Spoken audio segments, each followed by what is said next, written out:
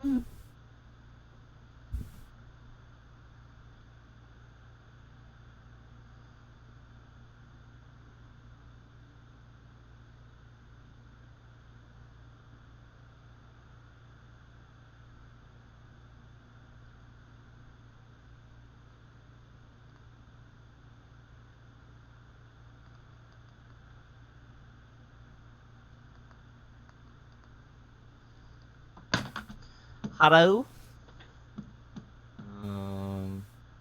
Put this.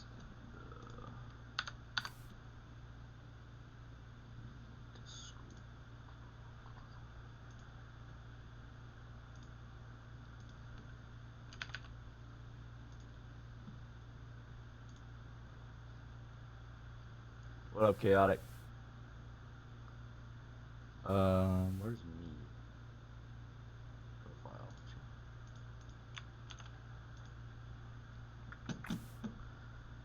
What up? One sec. I'll do this. Get all this stuff out.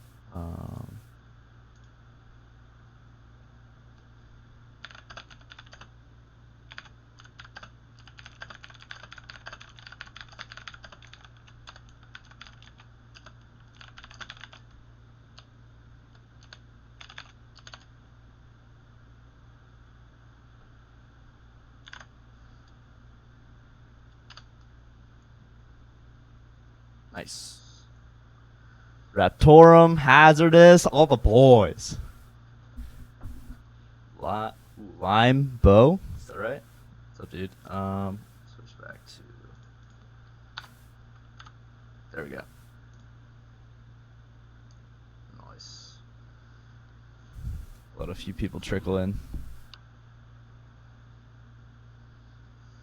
Yeah, dude, we had a super good stream on Wednesday. We did back scratcher and spin cycle super well. Like pretty happy with it.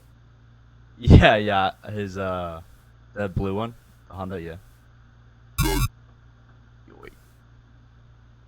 What up, Fluber? What up, Whitey? All good, man. Yeah, I gotta like link people that stream. A bunch of people have been hitting me up for it. What up, Diffused? Yeah, it does look nice. Yeah, so we only have one project today, but I might like I'll probably try to like save some of these presets and give it out to you guys, or at least like get a little bit more in depth with like the actual sound design, and then maybe we could open a new project, do some like fuck around with some stuff, like kind of like we did last time. Like we worked really well. Any tips for intros? I spend like an insane amount of time on my intros because I usually start from there. A lot of people start from the drop, and I've just like never been able to do that. But I really put like a lot of work into making intros kind of stand out. Just because I hear so much, like my promo email, I'll hear so much just like horn reverb into like sound design, into like war drums, and then a build, and it's just I don't know. That feels like you're just cutting your track's like life in half because it's so rinsed. And I've done that before. There's nothing wrong with that. Like definitely do that shit if it's sounding good. If it works with the track, but if you like keep rinsing that over and over, it's gonna get super stale. And I feel like intros are the best way to stand out as a producer. It's just like showcase kind of like your favorite styles and combine different styles. Like this one's obviously super kind of like acidy and trancey a bit, I guess. So I'd say try to like pick a theme and stick to that for like an intro. It's kind of like this, or when you're what the hell? Shut up. When you're writing an intro, kind of like pick a couple words and stick to that. That's what I did for like Dirty Laundry, is having like a vocal that says dirty, and then kind of like basing the track around that, of just like really kind of blown out synths and crazy heavy shit, or a track like Cheese, where everything, what else, Gio?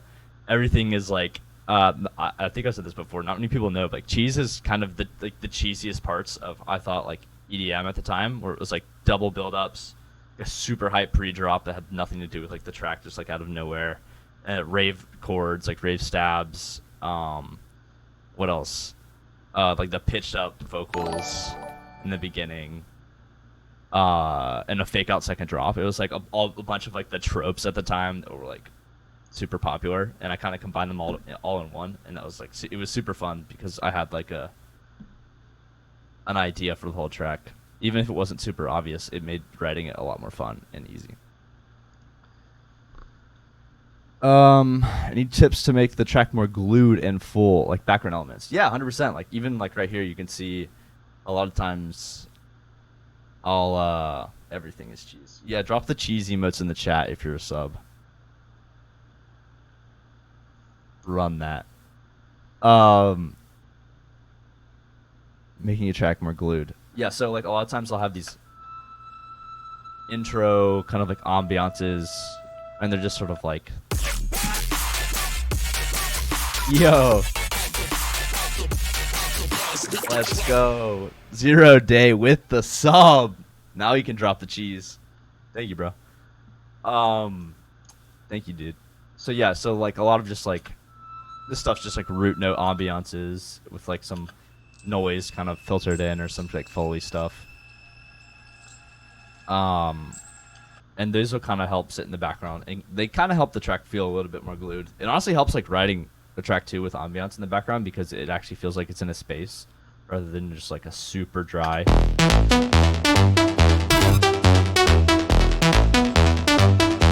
Like once I bring those atmospheres in, it actually feels like it's kind of like sitting in like a room, even if they're super quiet.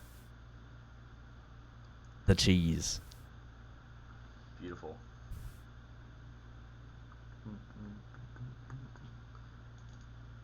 Yeah, I ended up writing most of this track. I think I was writing like a beat or something, and I made this preset. I called it Budget Diva because it kind of sounds like at the time it sounded like the Diva stock preset, just like a kind of just super basic filtered shapes. But I really like the way it sounded. It just sounded clean. Just square wave, saw wave. Sully in the chat.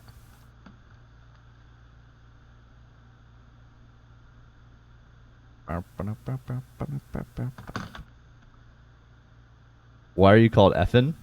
It was actually from I was telling this in my Q&A in the Never Say Die Discord yesterday. It was from a random word generator. I spent like a week trying to find the new name, and I was like, I had it down to where it would spit out 5-letter words that were kind of like made up but sounded real. That's what I really liked, and it spat out like Effin, EPHIN. And then I really liked that, and then I was like, okay, that's kind of like the slang, I like effing around. And then I decided to simplify it to like the actual 2 Fs, and then I looked it up, and no one had taken it, so I was like, that's an easy cop. Why is it called cheese? I just explained that. I'm not wearing pants.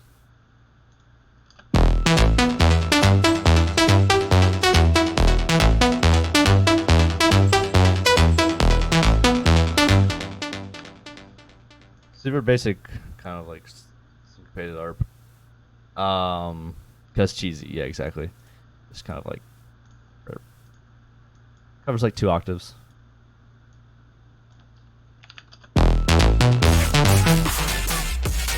Oh! Let's go! Wiles Dub with the sub. That's a sausage. Sausages in the chat for Wiles.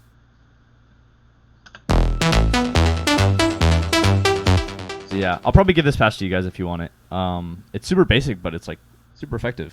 A lot of times, that's like all you need.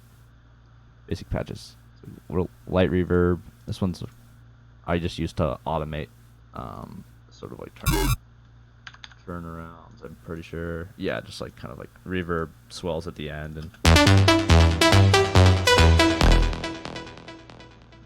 What up, Con?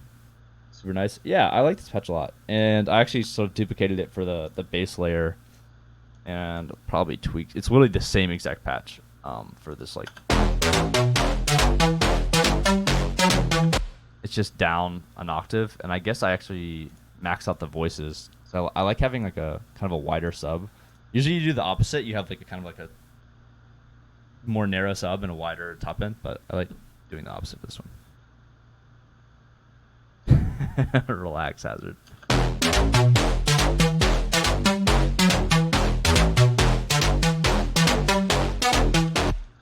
And all that gets paired. Oh. Company got an ad as a mod? Well, why don't you just sub so you don't get an ad, dude? Support me. Jesus. Shout out company in the chat.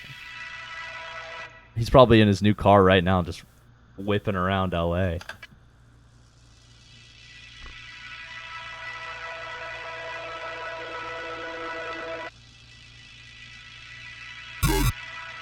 So this ARP was kind of used as like a as like an ambiance. So it's like kind of high pass and just like goes down to a low pass. And I think I originally had it kind of like come in as an ARP, and I just didn't like it. I kind of liked it just swelling in the background. I think it's like, yeah, it's on kind of just like a pulse. Just kidding, that's not on at all. So never mind.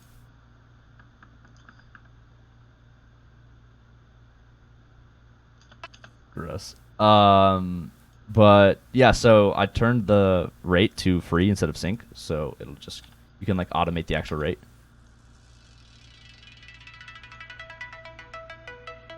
Super dope trick for like starting a track, or like introducing like an ARP in a cool way.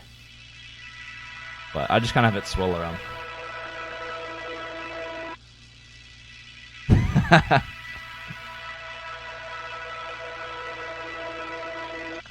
And then I actually took the same patch from partial in the break, and then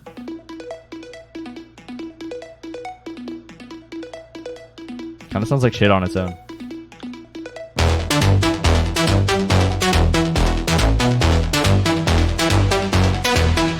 But it fills out the kind of like the space in between the main synth a little bit. So like, I think that's it. Yeah, I had like a separate sub. Because this is like a 2-octave jump, and the sub was getting way too crazy. It was going way too high in the register. What up, JP, bro? Do I know who Mia Malkova is? Yeah, it's my sister. How do you guys know my sister?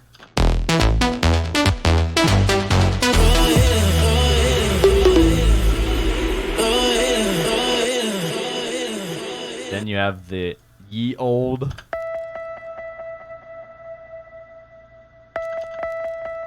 What synth, Blake? So Splice one shot. I'm pretty sure this is actually the same first hit as Cabbage. Let's find out. If my shit doesn't crash. Oh god. Can't even make any track.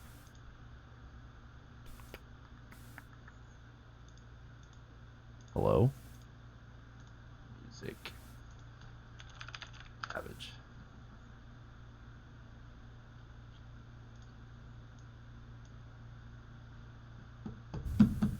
Cabbage lower? Yeah, Cabbage should be 2 semitones lower.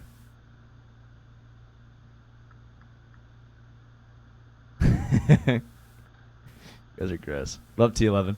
So yeah, this is actually I don't know why I just love this patch or this like little one shot. So here's.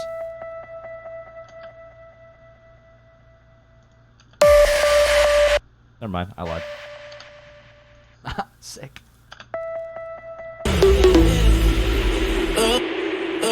But I have a lot of like the splice kind of like filtered sine wave one shots that I use. Where are they? I don't know. They're kind of in like a shitty order, but yeah, there's the one. I like a lot of those. Using kind of those sounds as just like filler one shots. And then so yeah, there's just like a triple layered.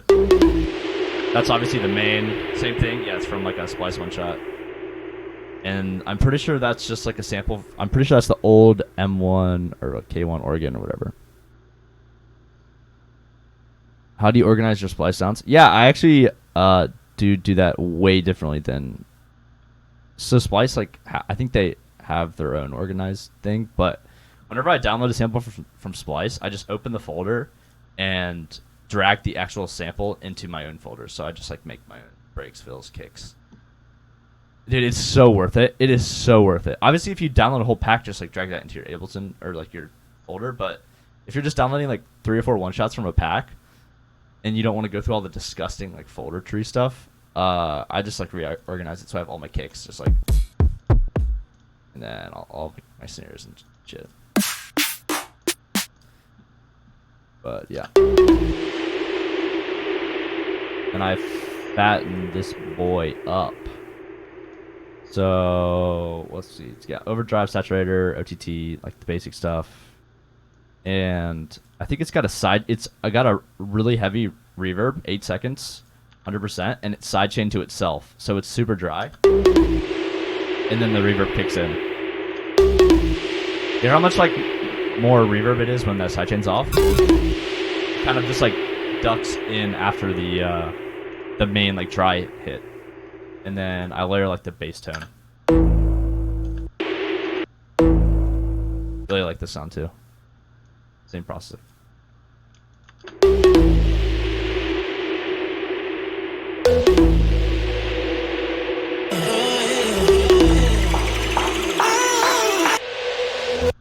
Little reverse like sweeps pull you into the more atmosphere stuff.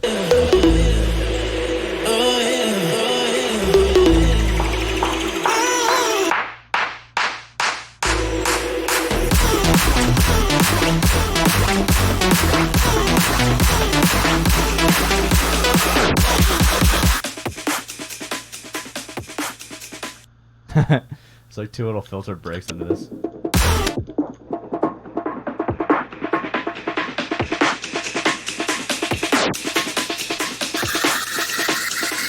Yeah, I actually used the riser from Spin Cycle. Hold up, I take that back. Really like the effects on this too. It's like a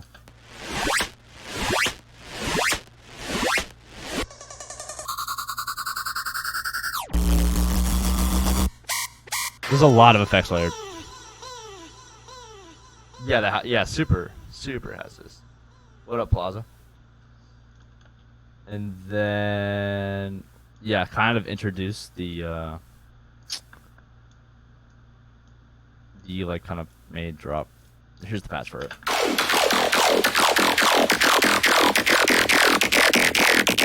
Super like dry or wet reverb, and then I kind of just like pull it back.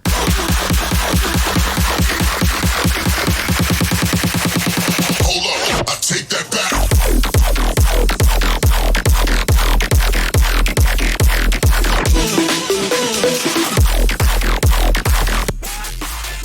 Oh!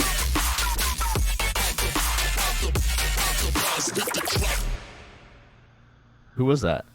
Oh, Khan donated $1. I don't know if he said anything. Maybe he did. I'm not sure. It didn't show up in my feed. Thank you, bro. The vocals, I'm not sure. Oh, I actually think there's like a new version of them in the pack. Effin.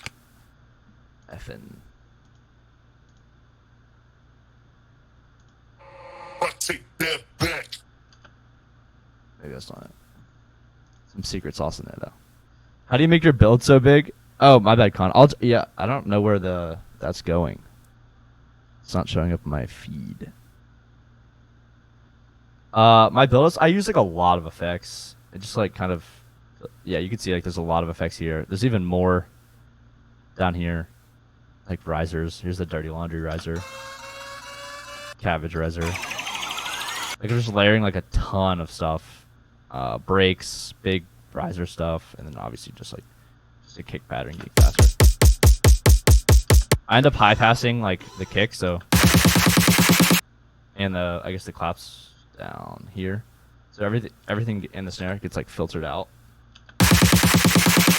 or just like the low end, and I automate the gain down so it just gets a little bit quieter. I take that back. I really like this like kind of like reverse thing. I made it with 2 Cashmere cymbals. Hold up, I take that back.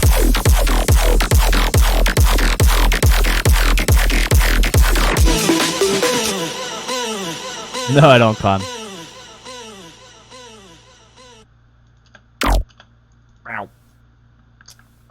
So yeah, this is the main patch. I just resampled it down here.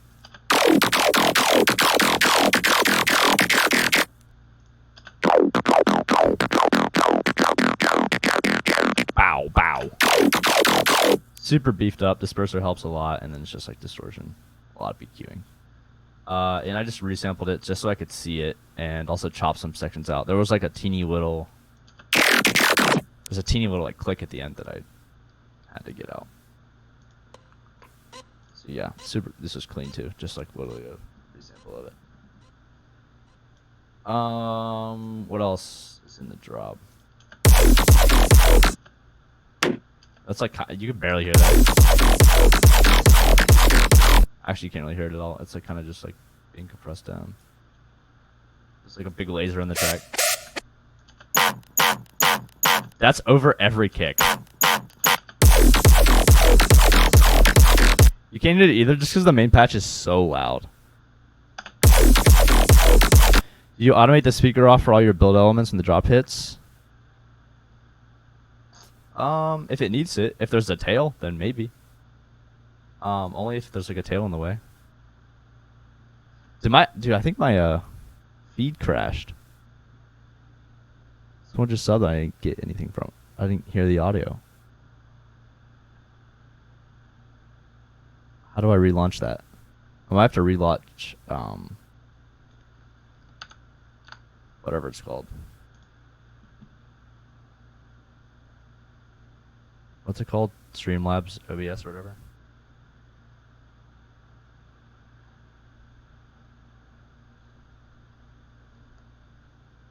Alert box. Where's that?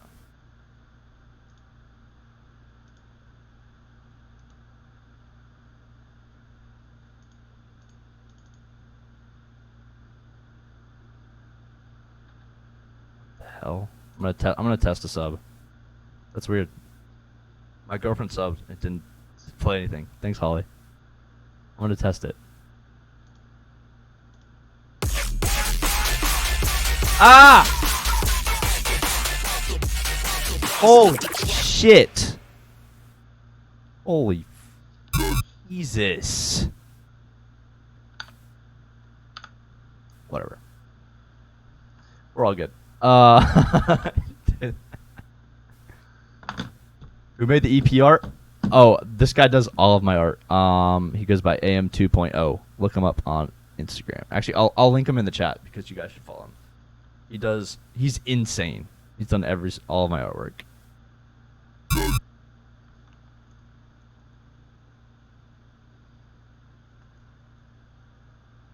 Ears destroyed? Yeah, I'm sorry about that. You're all good though. Relax, chat.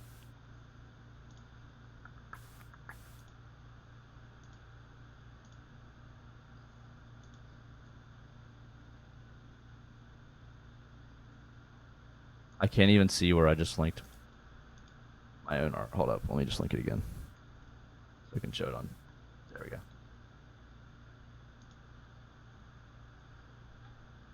Yeah, follow this guy. He's done all of my art since like day one. Super like crazy 3D stuff. But recently he's been doing like this kind of new style we've been working on for like Flashback, the EP, and Uncomfortable, and just some like newer assets, which are a little bit different. But he kills it.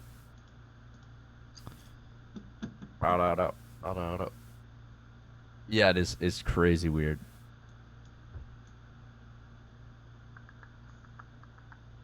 Sub, super basic. Sub from the pack. Took out a little bit of the mids. It was super stereo, but the main drop was already stereo, so I just wanted the sub to be pretty mono. Sidechain to the kick.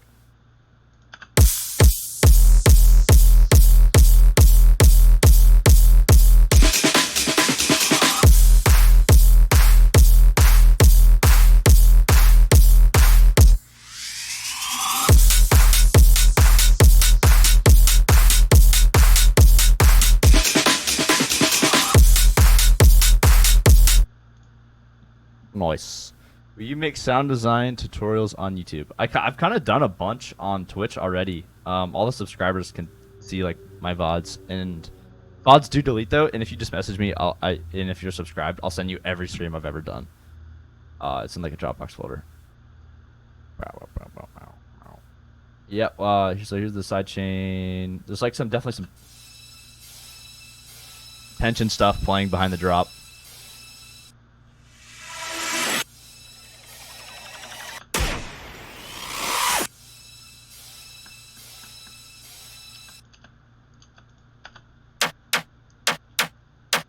I actually have this like kind of like Moomba pattern that you can barely hear. I guess it's not Moomba, it's just like the offbeat toms.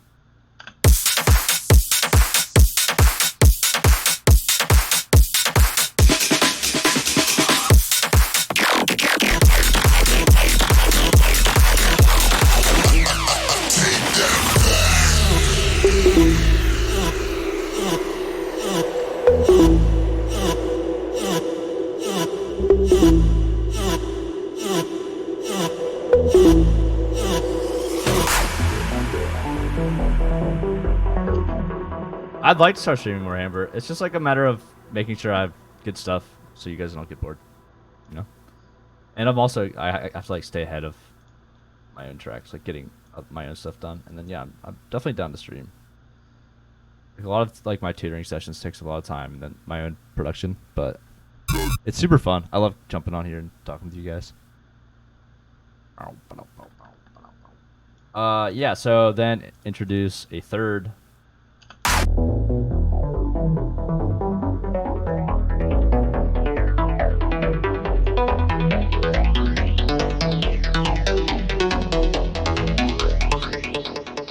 Just another variation of the patch. Really simple, just like filtered basic shapes. This one's got a phaser on it, or there's a phaser somewhere. Yeah, here it is. Heel Hearts Phase Mistress.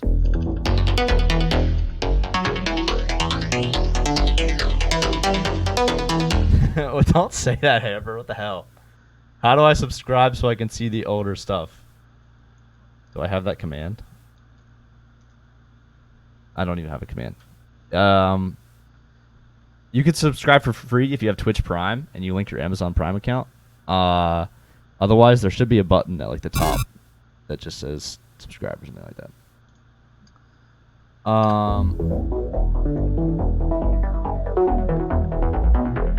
Yeah, here's all my bass processing as well. Same thing as like every other track, just like a little bit of group processing. There it is. Con with the Twitch primer. Thank you, bro. Thank you, brother. Let me drop the cheese in the chat for the young Con. Make it bank to stream. It's all good. We're just supporting each other. Darkstar, it is finished. And now the art's finished. You hate cheese? Oh, sorry to hear that. But we're just working on the rollout, Dark.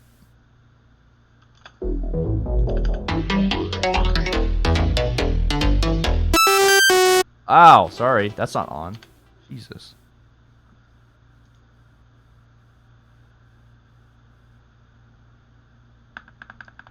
How dare you hate cheese? Yeah, what the hell? I love this patch too.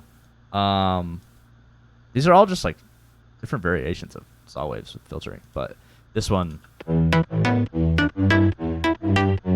I love. There's like it's not distorted, but it has like a really nice harmonic to it, and then there's Shaper Box giving it just like a LFO.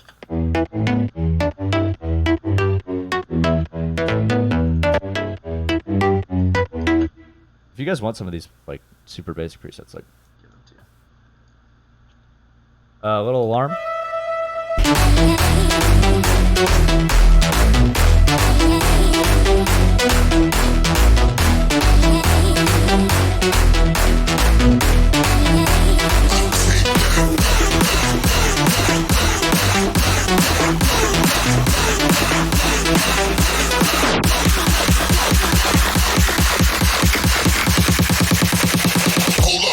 Take that back.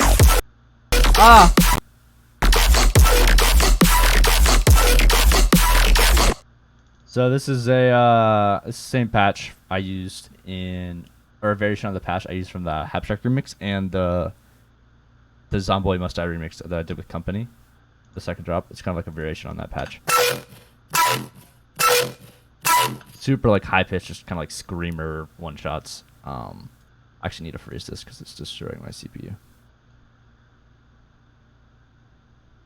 Wow, what up, Luca Lush? I'm pretty sure I met Luca Lush and I met in like an airport on the way back from, it was like Global Dance Fest or something in Denver.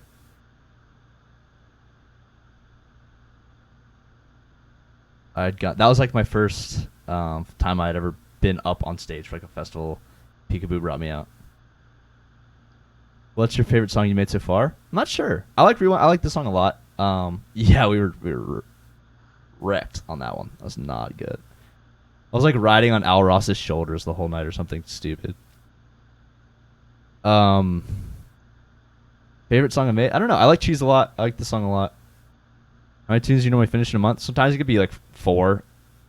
Well, it depends. Like tunes that I put out. Hello. Crossfader with the Twitch Primerino. Thank you, dude. It depends on how like productive I am. Some months sometimes I can do like 3 tracks in a month and they'll all come out, and some I'll go like 2 months without making something that I put out. But it's all good. You know, it's part of the process. So yeah, this like second drop gets layered a lot. I chopped up the sort of like the acid break section.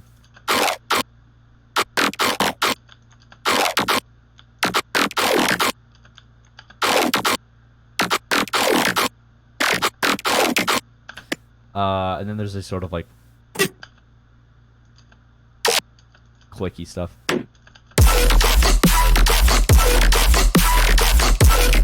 It's like kind of like a call and response between a couple of different things.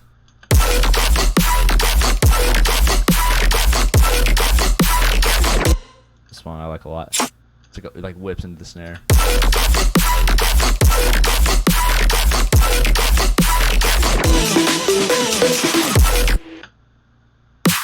Super basic snare. That's in the pack too. You're welcome. Oh yeah, this is a great example. I was showing this on stream Wednesday. Yeah, you guys are just spamming the foods. Yeah, for sure, Hamber. I will. So I was showing this on Wednesday. Is like having 2 different sidechains. So I wanted a heavier sidechain for my. Just kidding. Never mind. Leave me alone.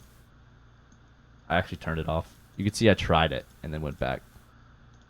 But in Shaperbox, yeah, you could theoretically have like 10 different sidechains. So if I wanted to, I could have the kick sidechained harder than the snare. So it'll go pop out to this one and then snap back to this one.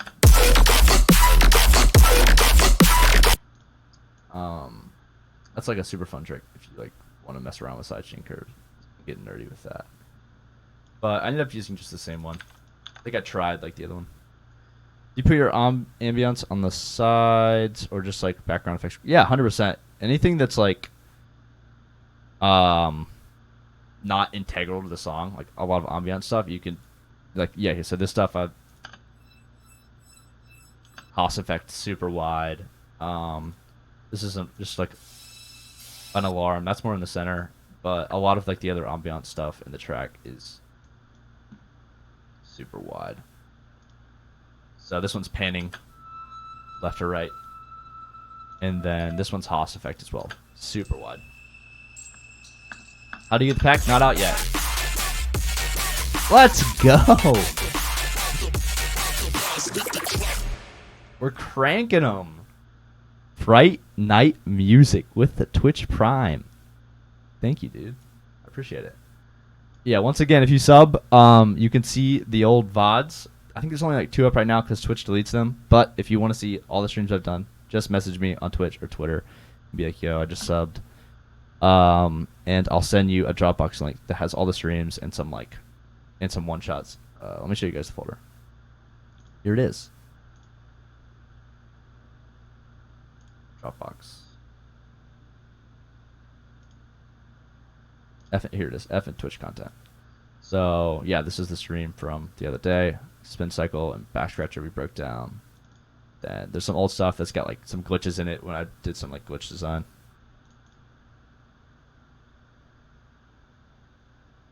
Some cool ideas in there.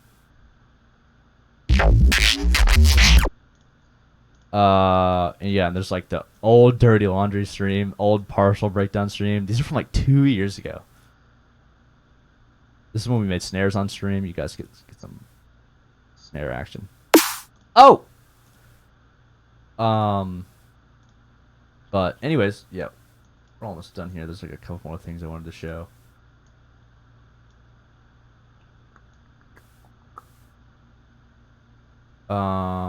Yeah, so I just extend the sub.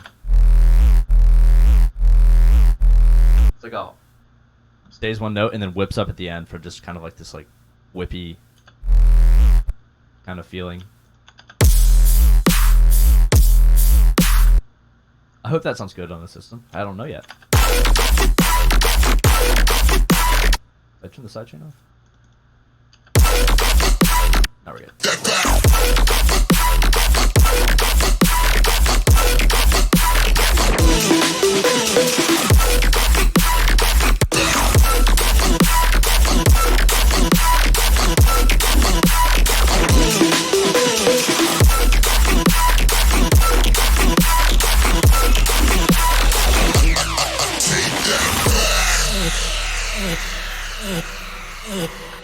Vocal stick? Yeah, thanks, dude. I've got like 20 brand new ones. The only one I've used is like, I used one for spin cycle. I had my friend record a bunch, and I took the entire day, like reprocessing them to sound like ready to be like dropped in as pre-drop stuff, or like my buddy's been using them in some house tracks and it sounds super fire in those too.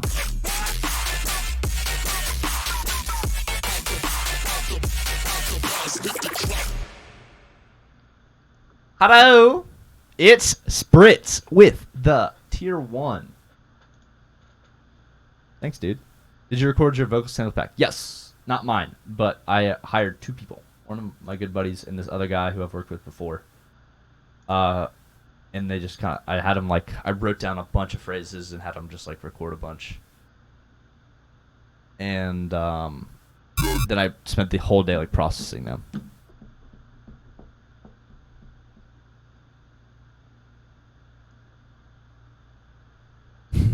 That's my homie. Yeah, what up? Thanks, Fritz. What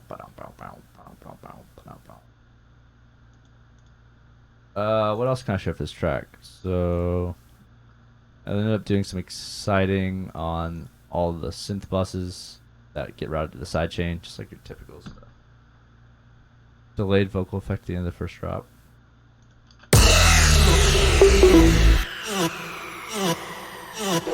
Secret. But that's just like a sidechain thing. You could find a bunch of those in like, if you look up kind of like the older techie or like rave vocal packs that have just like, but let me actually just look if I type in like rave vocal, it comes up. My buddy Hellbell made a bunch and gave me the.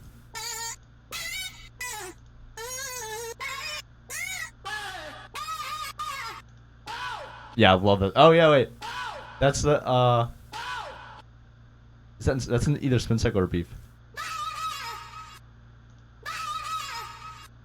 I love the. I don't know why I just love this so much. For sure, Spritz. Yeah, no problem. Tips on making a drop not so repetitive. Well, you definitely want it to be repetitive. You just don't ever want it. You just want like it has. My drops are definitely like pretty repetitive compared to others, but you always want it to kind of like feel fresh. I think having like dope turnarounds and like ear candy stuff, obviously fills are like crazy important for just like flexing sound design if you want to do that.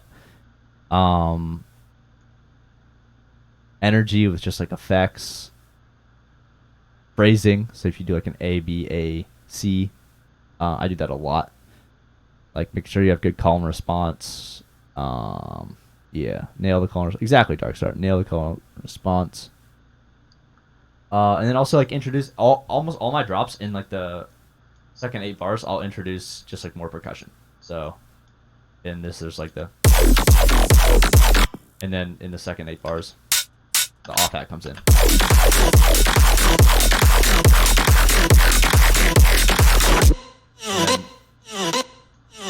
There's also the sort of like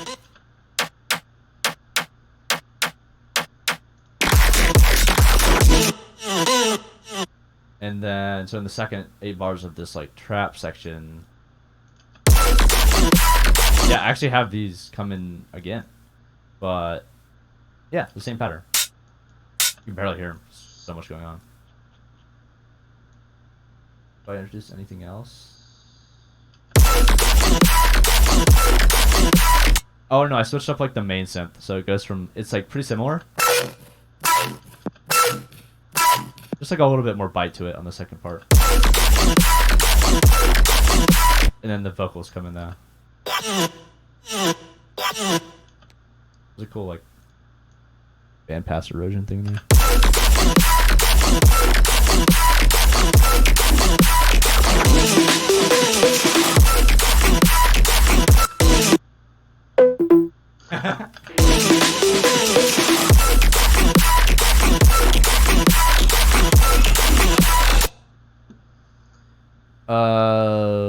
Nice. Same drum processing as like all the other tracks. A little bit of light glue compression, a little bit of transient shaping, just like good sample selection. That's all you need.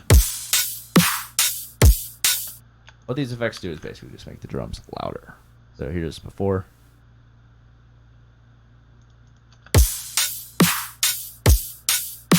And after. Like barely tell the difference. Just like a little bit louder, a little bit more transient pop. It's all about sample selection. Here's the master for you mastering hoes that think a master chain's gonna fix your song. It won't, because there's nothing on this. It's just multi-band. I added delay at the end of the track. Automating utility. Bass mono. I didn't even have an EQ on the master for this one. A little bit of multi-band, turn up the highs and mids, and then glue compression, and then a clipper, two soft clippers.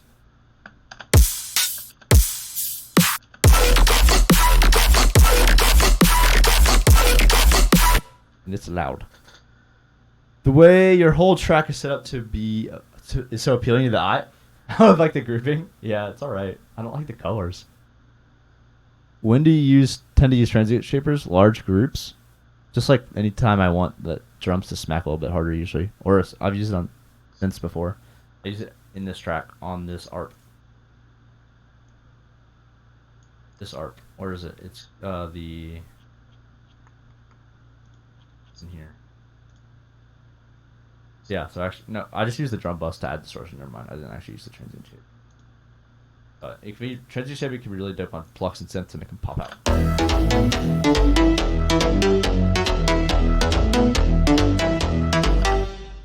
Will you give your Simple Pack subscribers for free when it will be out? I don't know. Everyone and their mom has like a million Splice credits, so it'd be dope if you guys could help support there too, because it helps me a lot if like or whatever it will be out on. Oops. I'm gonna give Effin money to buy the pack when it comes out. Yee. Thanks, dude. Luffs wise,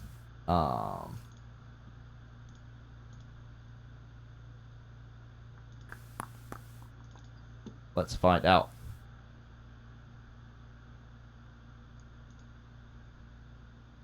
If you're a sub, I will buy the pack for you, even though I own it.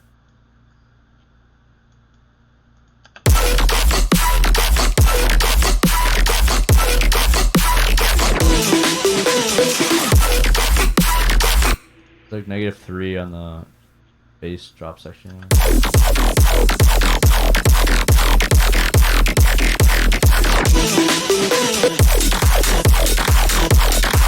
Yeah, I shot -3. It's pretty hot. But I like running my mixes into soft clippers and make them pretty hot. This is a little bit louder than I sort of shoot for. Now, how to get clean distortion that doesn't give gross top end? Yeah, that's super important for sure. It's more like sort of EQing, notch EQing before and after if it needs that. knowing how samples react to distortion or sound design reacts to distortion. Like obviously, if you throw an amp on like a blown out serum preset, it's just gonna get crushed. But I try to like use really like a lot of this distortion goes a long way because it's really basic sounds. A lot of them are just saw waves. Like for the main drop. Blind over here. Like I could add a lot of distortion and processing to this because it's like there's like no high end. There's actually already distortion in and OTT in this, so that's how simple the patch is.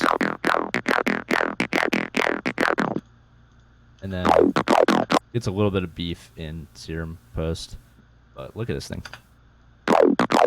There's like barely information above like 3K. So I have a ton of room to just crank it with like overdrive, OTT, disperser, decapitator. It's probably an imager. I drove it with vintage tape. Literally never done that. Don't know why I did that. But it worked. Phaser. Probably phase filter. Hey, there's your boy. It's not even on. There you go, VIP. More OTT. Adding a little bit of white noise. Saturate it. And then I can't like crush it all at the end. And then more cutting. Get rid of like some of the harsher stuff that built up. But because there was not a lot of high end, it had a lot of room to just get cranked.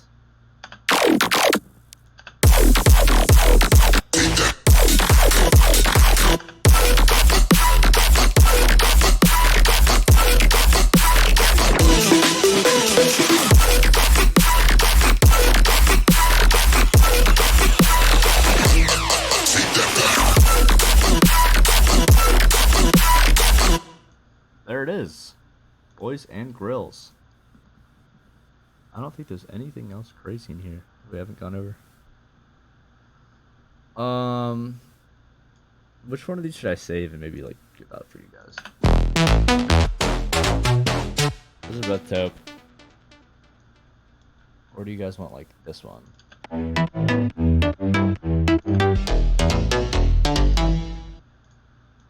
I could like save one of these. Which one of these doesn't have any third party? That has shaper box. Can't do that. It's kind of important.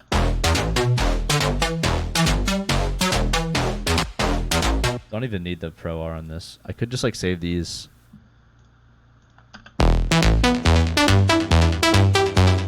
Yeah, let's just do that. So let me delete Pro R. Effin, rewind, intro, patch. Save these to 2020.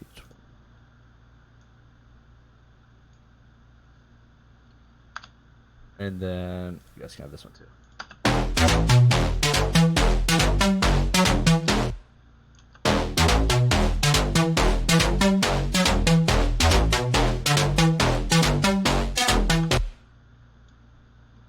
Effin, rewind, intro, patch.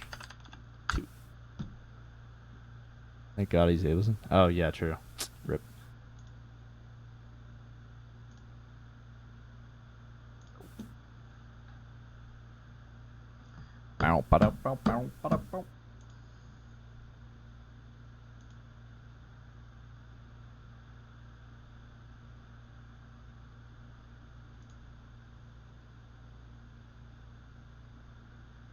Share. And view. Create link. Copy link.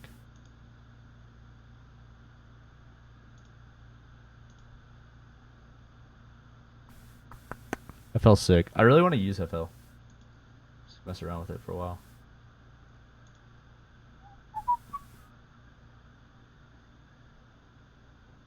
All right, here you guys go. There's one of them. Grab.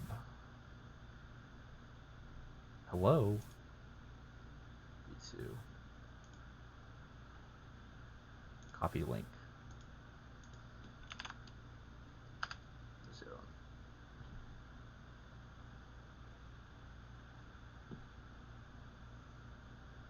Oh my.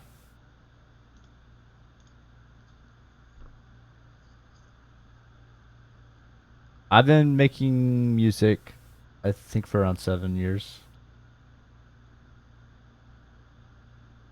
Pretty only seriously for like 3 or 4. But I was making I was making like mashups on this program called Mixcraft on just like a shitty Windows PC. It was just I didn't even know what I was doing. I was just putting together loops, and I did that. I don't even remember. I was so young. I was in like middle school or something, and I was just putting together loops and just like out of key, out of tempo mashups. And then I think my parents got me like this software called Musix. It's like a really, I was like another kind of like loop aggregator thing, or at least I didn't even know how to use it. Um, and that was like either early high school or something. And at the same time, I started figuring out like one of my buddies, his sister had like virtual DJ on her new MacBook, and I was messing around with that, and I was like, this is insane. So I got that, and then that sort of led to like, because I was already super into music. If you guys are old enough, you remember just like going nuts on blogs. My mom says my facial hair looks really dark. Thanks, mom. Um, touch of gray.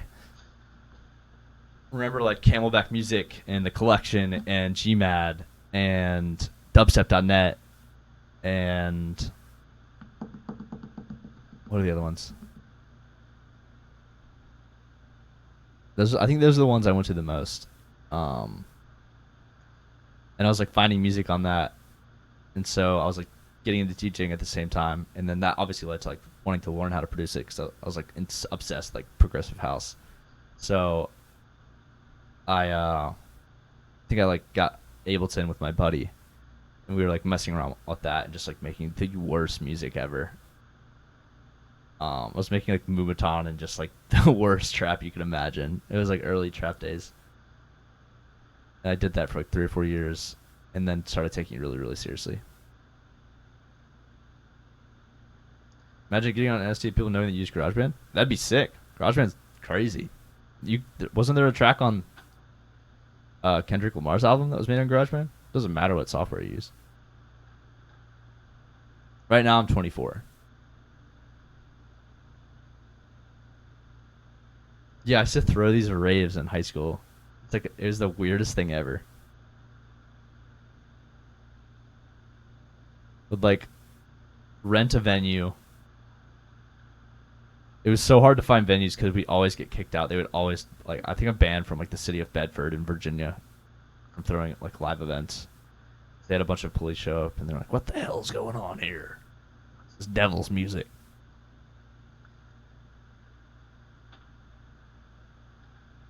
And we used to throw events, so we would rent out the venue. I would rent out the venue, and then you should go play there. Probably can't, dude. I'm banned.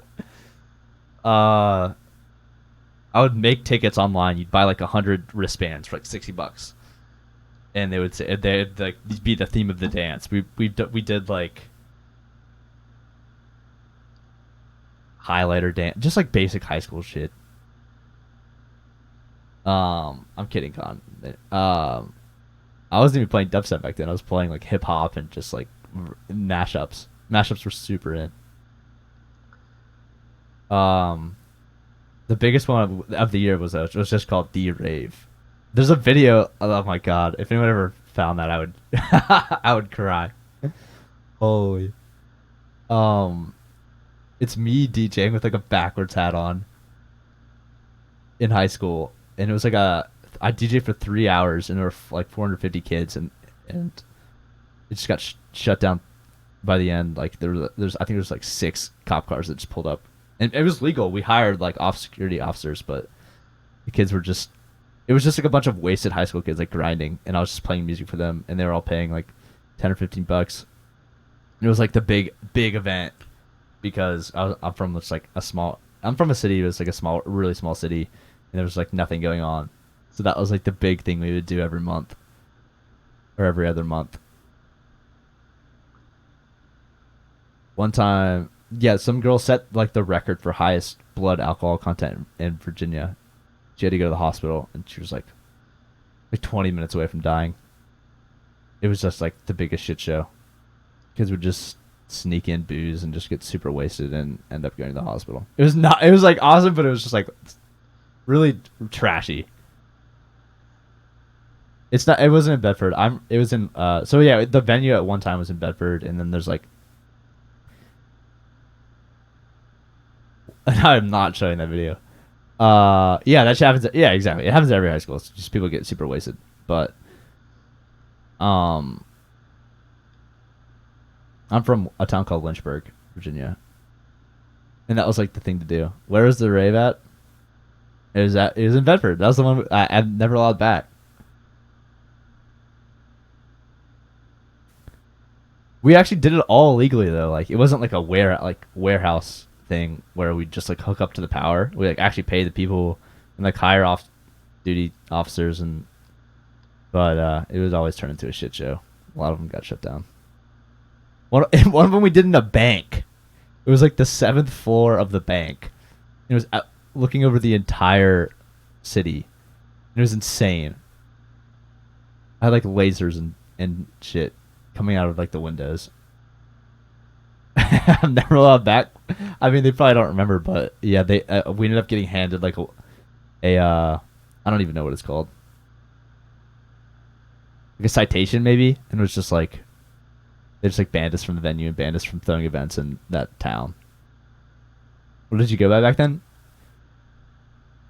No, just relax. I'm trying to find the video. You won't be able to find it. Well, I didn't have like a DJ name. But my name is JD. So people call me DJ JD or like DJ backwards, and it was like the cringiest shit ever. I was like, Jesus. Shut your mouth. Alright, there's your story time. What resource did you use to learn? Reddit and like random websites and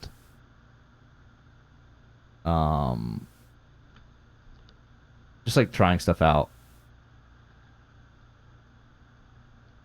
There was like YouTube, obviously, like you can learn everything. YouTube University.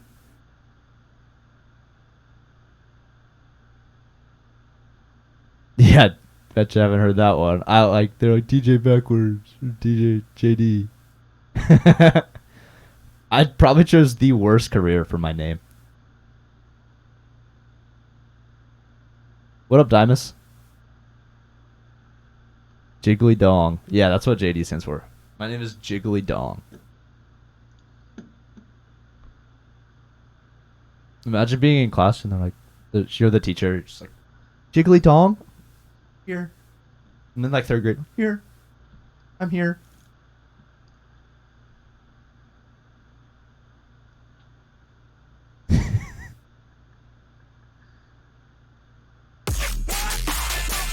Oh!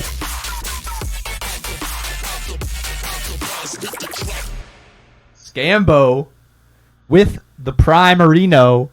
Thank you, Scambo. I'm dropping the cheese in the chat for you. You know, I'm going to throw a little cabbage in there.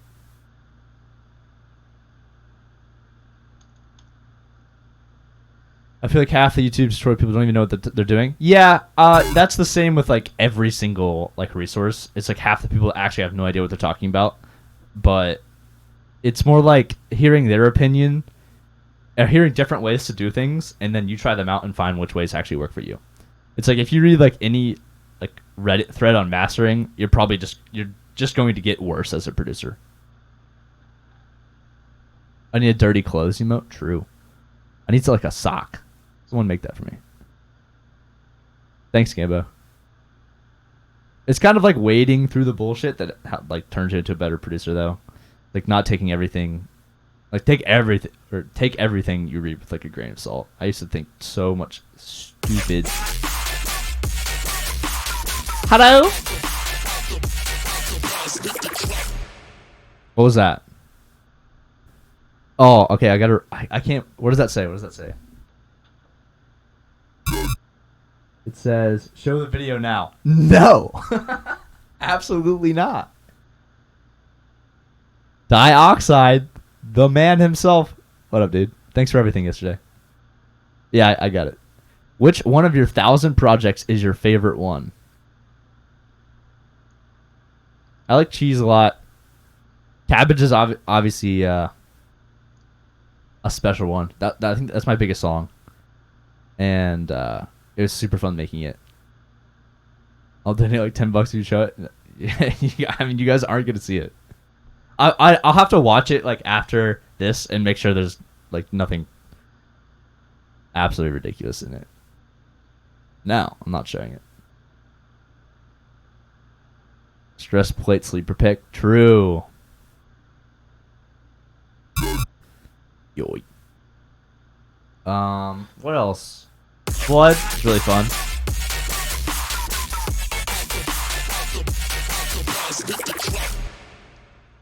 What is that? $20. I'd love to get those old streams. Ghidorah. Holy. Yo. DM me on DM me here on Twitch. I'll send you the link.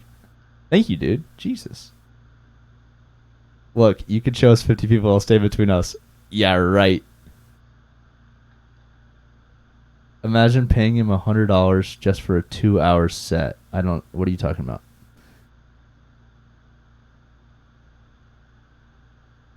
Damn, son. You are buying me dinner. Let's go. Dinner on me.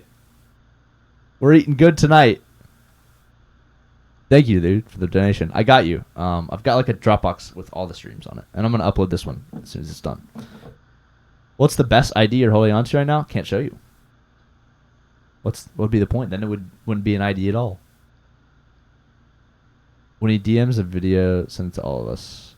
How do I get access to the old streams? Scambo, just shoot me a DM.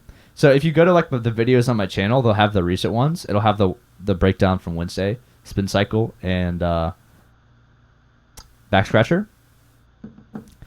But there's older ones. There's like the Dirty Laundry one, and there's Partial one, and there's some just like other stuff. If you message me on Twitter or here on Twitch, I'll shoot you the link. Did your song production speed increase as you improved your workflow, like mixing a song in general? Absolutely. Workflow is crazy important. Rodini Park. Okay. All right. I'm down for that. Song production speed increase as you improve your workflow. Yeah. So like just getting really comfortable with your user library and just sort of like like I have here, like saving these patches. And so I'll sit down and like maybe make these in a different session. And then when it comes to writing a song, it's like you throw this in and you throw like your own samples in and a bunch of new sounds and just like random stuff I'll do in separate sessions. And just throw it all in. And just like have these racks too. Having like your own custom audio racks and just like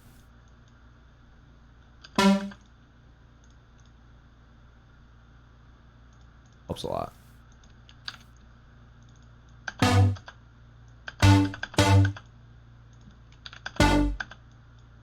Ow.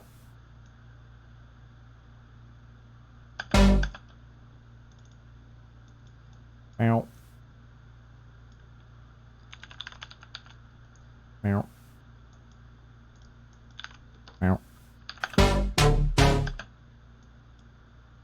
Wait, that sounds like the DJ Snake. Not really. Boom, boom, boom, boom, boom, boom.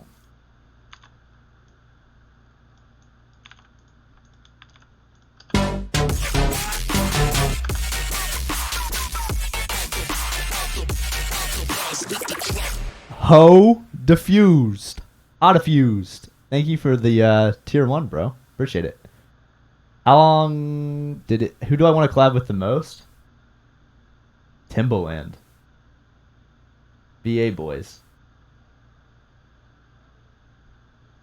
How long did it take you to get really comfortable with sound design and production? Like 6 years. Getting good with sound design is hard. But the good thing is there's like more resources. At a stroke. Than ever. And with like YouTube and like... There's so many fire, just like insane sound designers that release presets, and you can just break those down. Secure and Effin, yeah. Oh yeah, now we're talking. Will you do a collab with your subscribers if they send me absolute bangers? Timbaland, not your format. Have you made beats in Ableton? No, Timbaland. He absolutely is my format. Have you made beats in Ableton? Absolutely.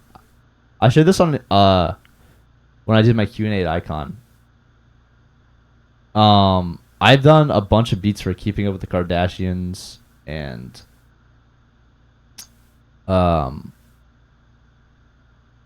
what's the other show that the spin-off, the Dizzy guy. I had some stuff in like a UFC match. I do a lot of sync work. When Effin didn't say wanted to collab with you, even though you're bad producers. You prommed on Effin? That would be a dream. He's a monster. But yeah, so like, apart from the EDM stuff, I do like a lot of. I've had bunch of stuff for like the ESPN as well. I've like placed with them. Ew, gross.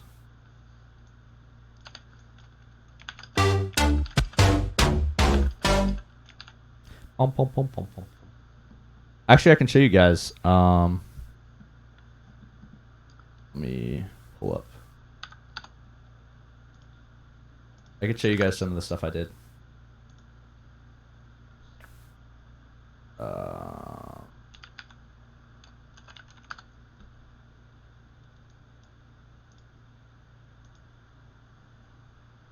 Is there a video of the Q&A icon somewhere? I don't think so. Yeah, I think it was just like for the students there, and they have a video, but it's for like people who go. If you make a Discord, you could have members send in samples, put it all together. Yeah, I've seen people do that a bunch. I've seen like Lax do that. I've seen a bunch of producers do that. How often do you look at demos from fans? I check all my perma emails. If you just write like, "Hey, Effin, was in the stream. Like, here's my new tune. Would love to hear some feedback." I'll rip you apart. So yeah, I did like a whole campaign for this video game Samurai Showdown. So I did all the music for this trailer, and I worked with like another guy, and we put it together as like we didn't do any of the video, but I worked with like this sync licensing house, and we did all the audio. He added a bunch of just like trailer hits, and I did all like the music for it.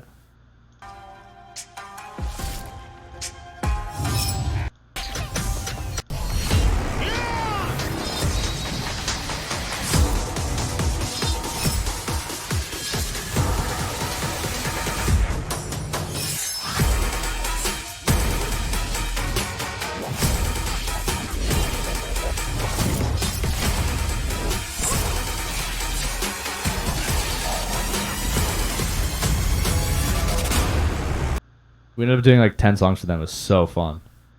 We did a bunch of like trailers, and that played at like PAX. What else did I do? The Bethesda, yeah, did the half the music for this trailer, the launch trailer. But how'd I get here? Let's. My time.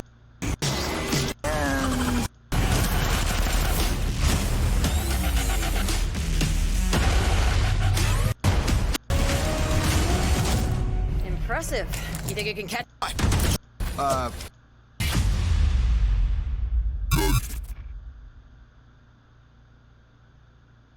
Where's the? Yeah. Sick. Yeah, that was the coolest part because I made that like wow, and then they had like the vocal over top of it. I could probably show you guys the original. Roy Orion, what's up, dude? Oh my god, you're a legend. Hope you're doing well, man. That Yoi was perfectly timed. Yeah, that Yoi was perfectly timed.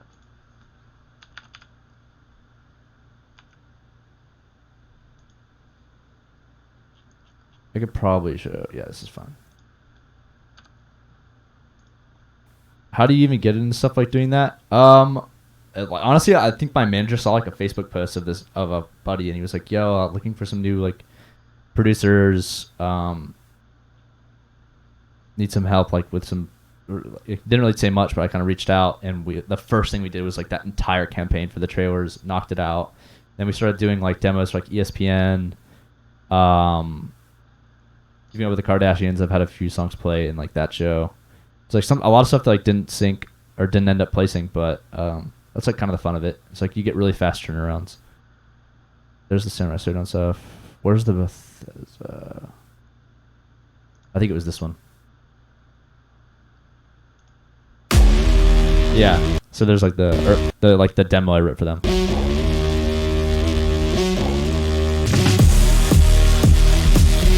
Which kind of sounds like a FIFA intro, but it kind of fit the vibe.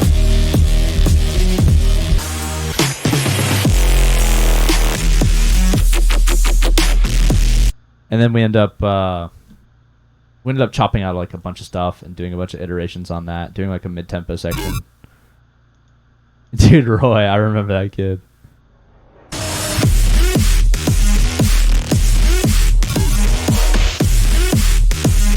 So that was like all these campaigns were super fun to work on.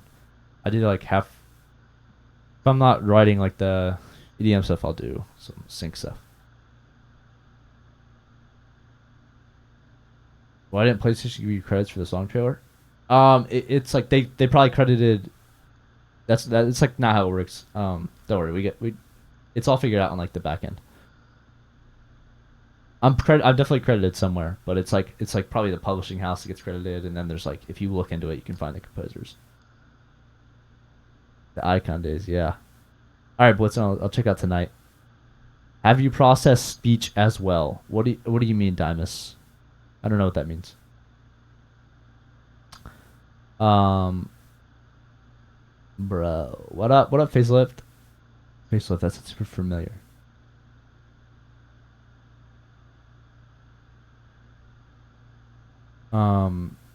Mid-tempo. Yeah, mid-tempo is fun.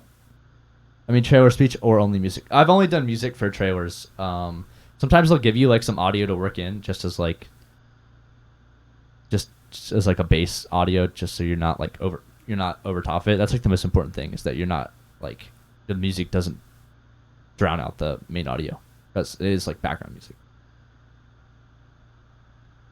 Eventually, Cloud Nightmare. That'd be amazing. Yeah. We toured, and that was my first tour ever. So much fun. Hamper, I have a demo email on my SoundCloud. Just Effin promo.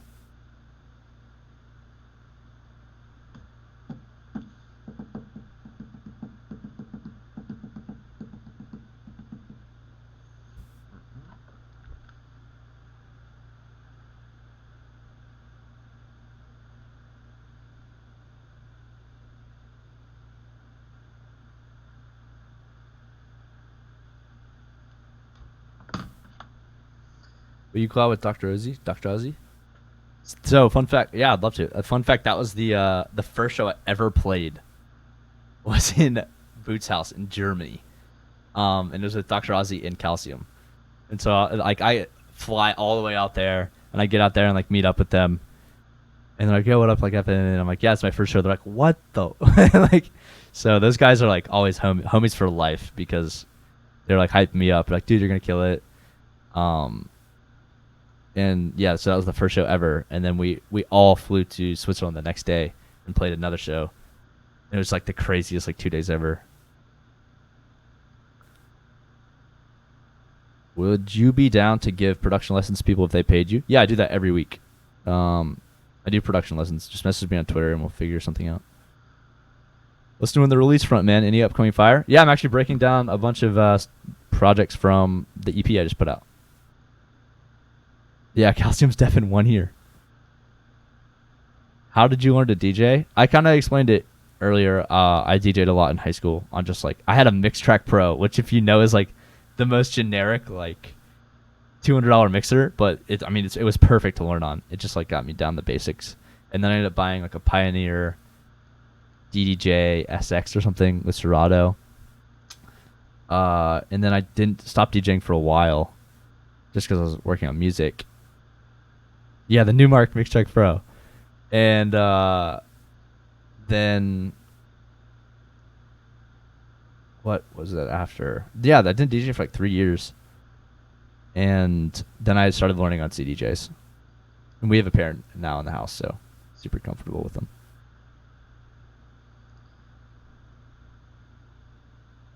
Favorite plugins? Shaper Box, Serum Effects, Disperser, right now. Some of the favorites. Was switching to Record Box a pain? It wasn't fun, I'll tell you that. It took me like 2 days to just like import a bunch of music and hotkey them. But once you get like a system down, it just like you get the basics down, it becomes pretty easy. The iTunes mixer, yeah, bro. That's roots right there.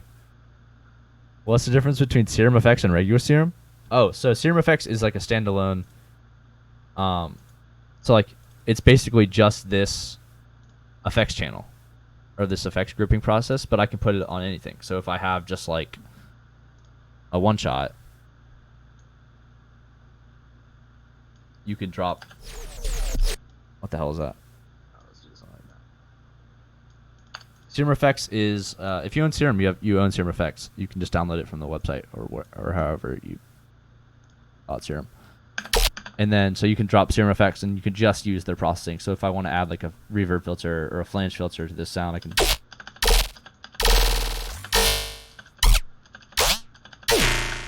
You can just add the Serum Effects section. Super fire. I use it a lot for bass processing. Where did you get your Ableton template? I made it. Might change the colors up. How much do you charge for private lessons? Just DM me and we'll figure it out. Depends like where you're, how long we're going, what you're looking for.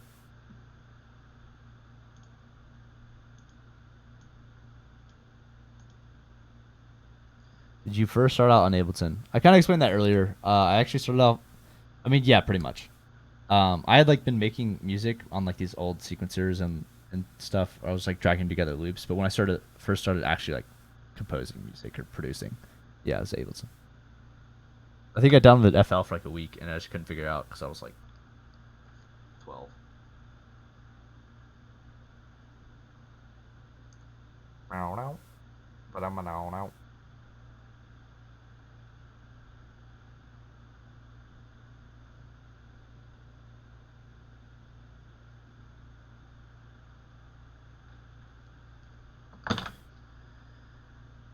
How to avoid soft clip on master adding a low end on the side channel? I don't think I've ever experienced that. You should probably be, if that's a problem, then just high pass your master on the sides. Yeah, I don't think I've experienced that. Best banger you headbang to right now? I don't know. There's a lot of new heaters out. How did you get in contact with SD? My management kind of set that stuff up. Cheese. True.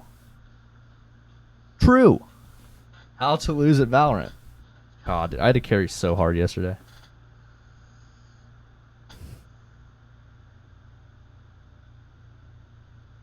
Tips on getting a loud mix without over compressing. I mean, that's kind of like you can add perceived loudness with saturators and just like adding harmonics and like slight compression. Tips on getting a loud mix. I mean, at some point you definitely will kind of over compress, just like soft clippers. Andrew, shitter. Are you keeping your low end in mono? Most of the time, you don't have to. If the mix, it depends on the mix down. If you want to do like a more creative mix down, you can get creative with stereo image and low end. New Moody goes far? Yeah, always. That statement will always be true. At what point did your career start to take off to where you were touring consistently? So I had actually gotten like a couple offers, just tour offers, but we ended up turning them down. It was just like, it just didn't feel right. It was just felt too early, and I was still kind of like working on getting releases out and working on getting music out. And that's like a lot of the advice I give. It's like, just be patient with everything. It takes a long time. Um, I mean, sometimes it doesn't, but it's always helped me to be like patient. And I'd gotten like a few show offers in, but mostly we were just turning them down just because we wanted to wait and just like kind of grow the project a little bit because it had like a good momentum to it. Just wanted to get everything just like go to a better place before I started just like playing shows. But I guess I got the Nightmare Tour offer in like November. My manager ended up switching management teams. So I'm on like the Prodigy roster with Nightmare, and he was putting the tour together. And they were just like, "Hey, let's throw Effin on there." And at the same time, we had reached out or something with like the Spaghetti management, and they're like, "Oh yeah, we have a tour coming together. We'd love to have Effin as like direct support." So we ended up like lining up like.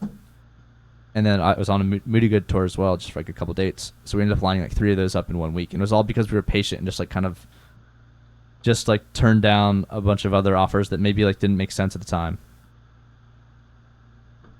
Or like what didn't fit, just like how we wanted to introduce the live show. And then like, yeah, once they all came in together, it was just like, it was like 3 months of touring straight, which is amazing. It was so much fun. Got super bummed. I hopefully the Spaghetti dates get rescheduled because there's like Chicago and Detroit I want to play in. What do you think is the best time to get a manager? When you can't handle like everything yourself. Just like be super selective. I got really lucky. So I was like, my manager's super fire. But a lot of people say that, but I really believe in like the team I work with. It's hard to know the best time. It's like. Because you can really jump the gun and get just like a bad. The best advice I give is just like your manager's probably gonna have other clients, and then the first thing you should ask them is like, where were they when you picked them up, and what have you done for them up until this point? You know, just like look at the progression they've made with other artists. How good are you on Warzone? I haven't played COD in a while. I've been playing Valorant. Are you aware of how dank the switch up is between Cheese and Club Sound by Gent and Johns? Oh, I might have to hear that mashup. Send it to me. Dallas talks about the same thing. Yeah, for sure. Super patient. Yeah, it's gonna pay off. My manager is Michael's auntie. CPU, GPU. I think I have an i7 6700K. It's like overclocked, and I have Peekaboo's old GeForce GTX 1070. Could you make a base? But I have a 27-inch 1440p monitor, so it just eats frames. Could you make a base patch from scratch? Yeah, probably could.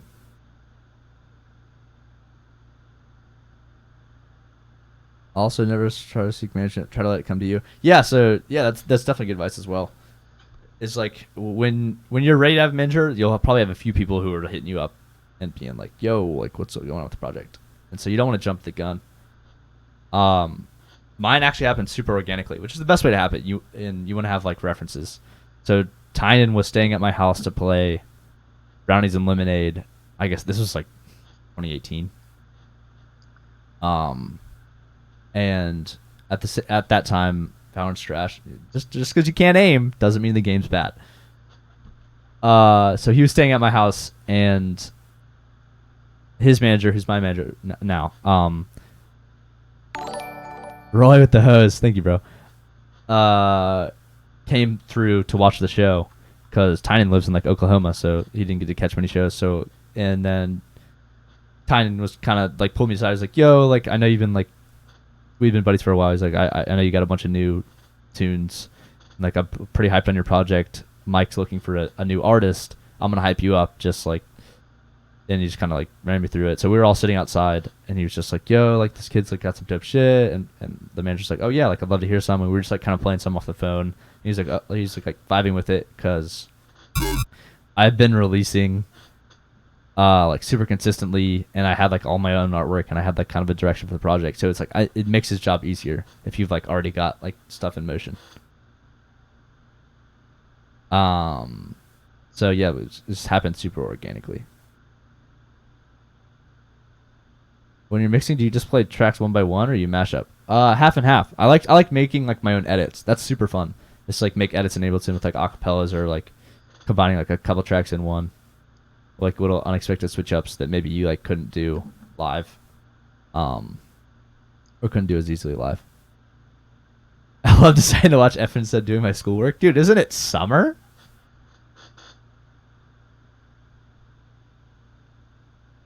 How do you initially begin promoting your own tracks?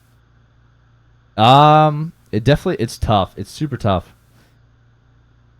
But if you're making like good music, a lot of the best way to do it is like having bigger artists recognized. Like there's guys like Subtronics who are tweeting out like every month there's like upcoming artists to watch, and then so if you like start sending your tracks to just bigger artists, whether that's email, I mean you might 99% of the time you'll hear nothing back, but if you've got like some dope shit, people will like it, and everyone likes to share music with their friends. That's the reason like why a lot of producers are here, is because originally they like sharing music with their friends, and they think they have good taste. So promoting, yeah, you gotta obviously like have like your socials and like be promoting on that, but send to DJs, send to whoever. Mike was your first manager? Yeah. New name, who this? Brother Effin. That's clean. How fast are you in production? How much time do you make a good drop? I feel like I'm pretty fast when I'm in the zone, but I spend a lot of time sort of like on the layering. So some tracks I've made in like 3 hours, some tracks take like 30, 60, whatever.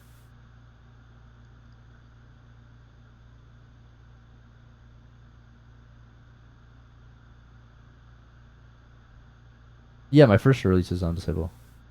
The round table. Also, you gotta tell Peekaboo that hit edit of Wrecking Ball and Frick, which is a crime against humanity. Yeah, it's a super fun one.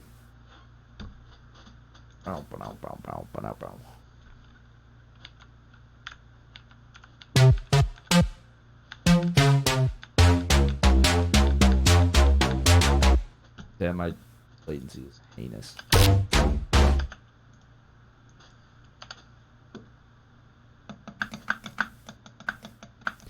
I'm digging this Q&A right now, though. Super fun. If there's anything else you guys want to see, like production-wise, though, feel free to ask. I gotta mess around with this new Melda stuff. Company swears by it, or he uses the Wave Shaper a lot. But I have not messed with it yet. Soul 10 times Effin. I love that guy. We met in Toronto. He's definitely one of my good buddies. He's crazy. He's like, knowledge is nuts. How do you mix? In Ableton or DJ? Joe's partial? I did a long time ago. If you sub, you can have the VOD. That's actually in the, here it is. Partial breakdown. Should I just leave this on? You guys can just watch this for an hour and a half. You can see it in like literally all these patches. Yeah, I ended up breaking down the whole project. Dude, what? I don't know. I use the same one in like every song. In Ableton mixing is hard. Every mix is different. Could I make a bass from scratch? Should I make a bass from scratch? A fresh Effin bass. Improving melodies for intros. Just copy other melodies. Do you do Mr. Sound Design out of the writing stage? I'd say yes. Let's try to use this Wave Shaper and see if we can get something cool out of it. Let's make a patch. What do we do? Serum, faceplant, or operator?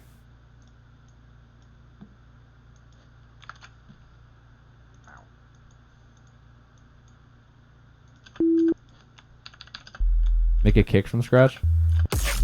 I have made a bunch.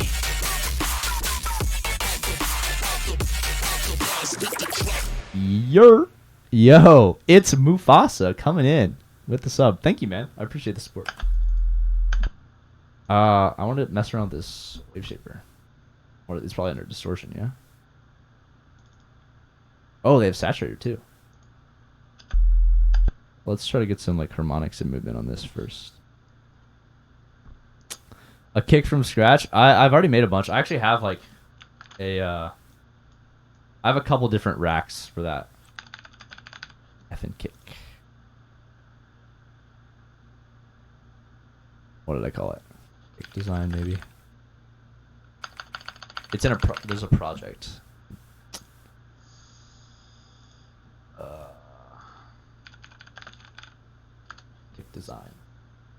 Clap design, hat design.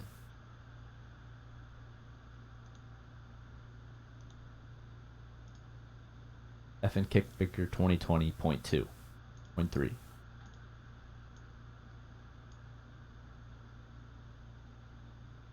Hello? Oh god. Are serum effects better than Ableton's? No. Not necessarily. Depends what you're going for. What the? What's going on? Hello? Oh, it dropped the project in. Nice, it actually worked. So I think these are the.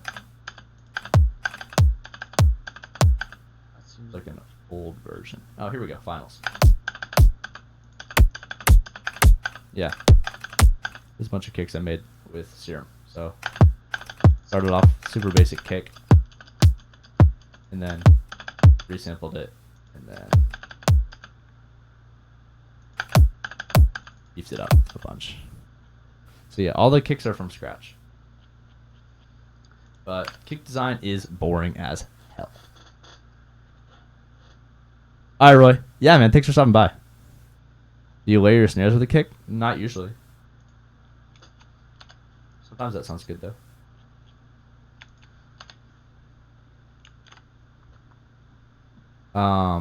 Ooh, what's the new channels?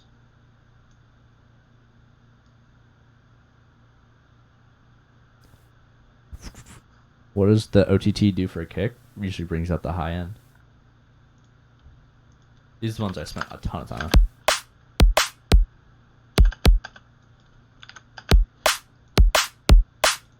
I was watching a, I think it was a Mephius tutorial, and it took me forever to kind of like recreate the drum sound. It's like a clean Serum kick.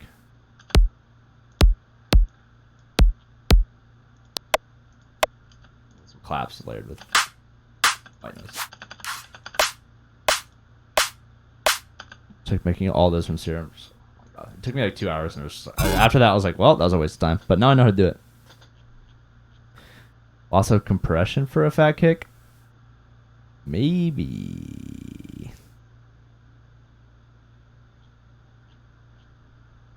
Maybe. Best production tip? Level up your ears.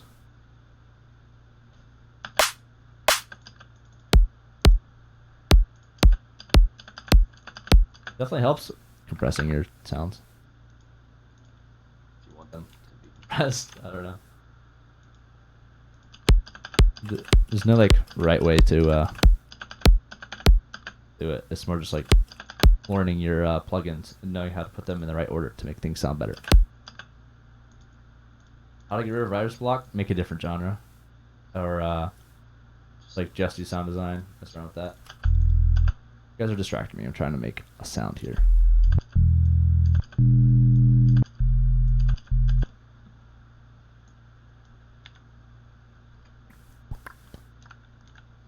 Most people just use kick 2 to make kicks, so like that just makes your job so much easier. But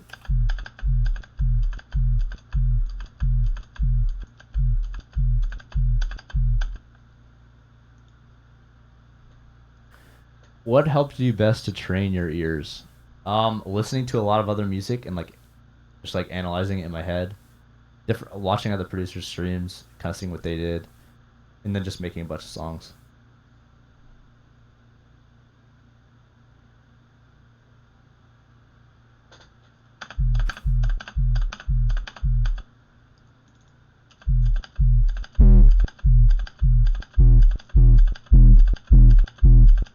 Oh my god, so warm.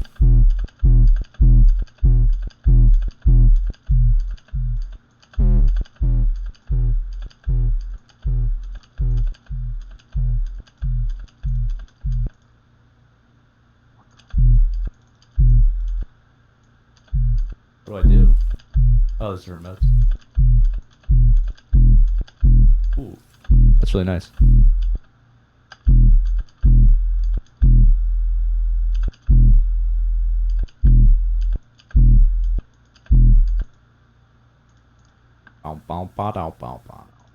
Cool. It's like that's like a fun way to start sound design too. Is just using a plugin that like you don't usually use.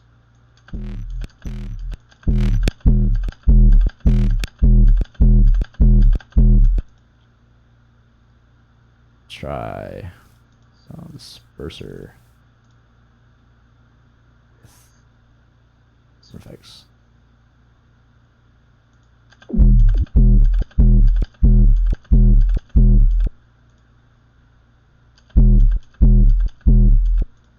Where is our boy?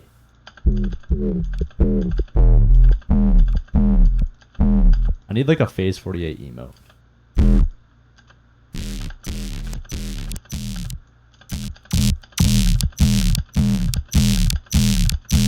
It's pretty super mono right now, so I'm gonna add a really small room reverb and a little bit of phaser. Add some stereo image. Then I'm gonna add more stereo image with hyper subtle.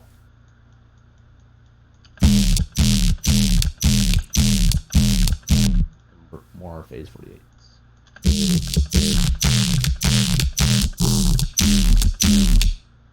So we're kind of just building out like a rack right now, and then we're going to clean it up in the patch.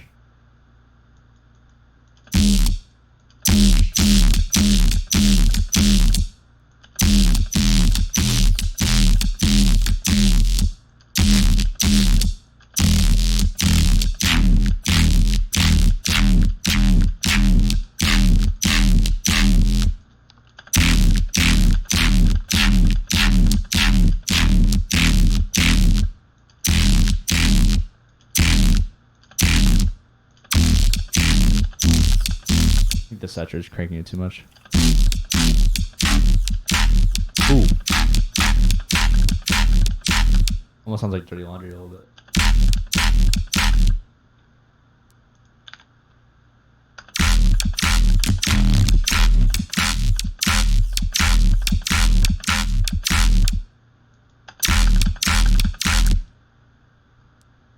Ow.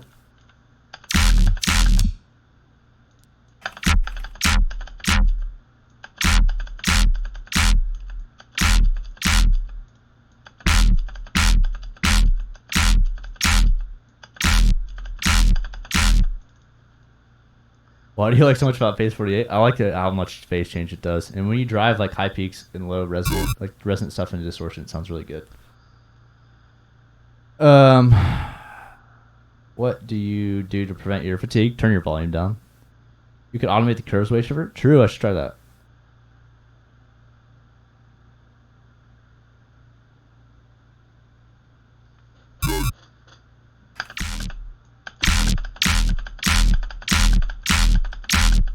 Do some pitch bend stuff. No.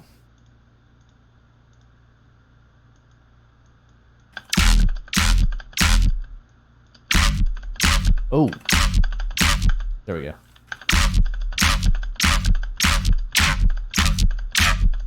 Ooh. Now we're talking, boys. Yeah, this verse is doing some magic on this one. It's a little more like kind of neuro-y. Adds notch filter. Oh, this sounds neuro-y.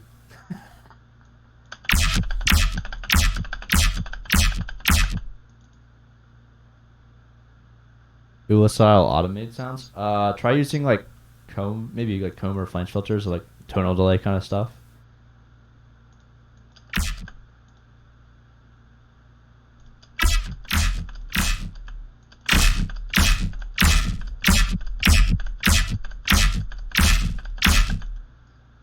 I'm just not the biggest fan of tonal delay.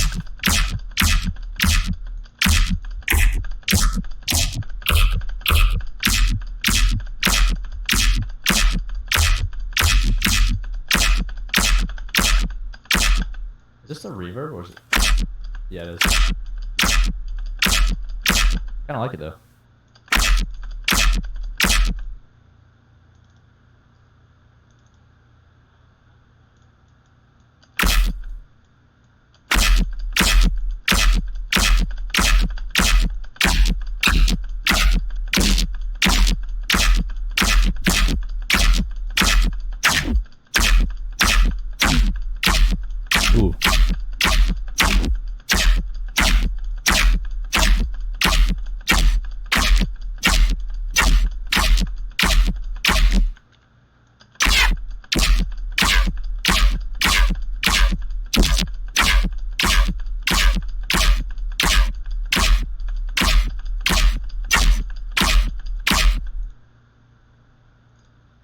Try automating this too.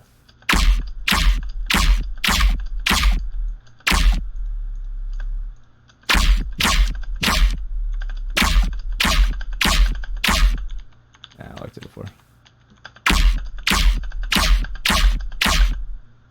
Favorite Meldo plugin? I'm just messing around with them right now. I haven't messed with them at all.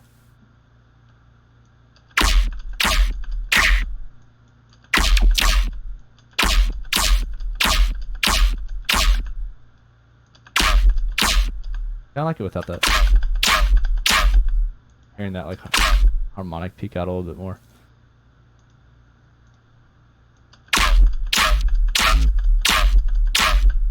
Mess around with the pitch bend range too.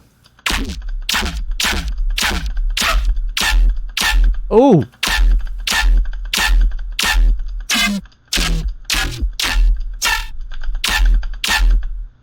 I like that a lot. This would be like a cool one shot.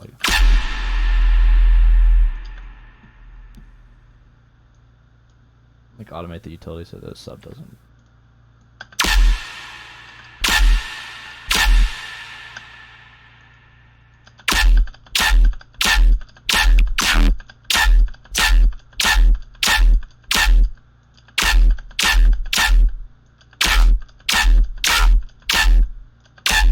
Ooh. That's like pretty harsh at that point. That guy's screaming.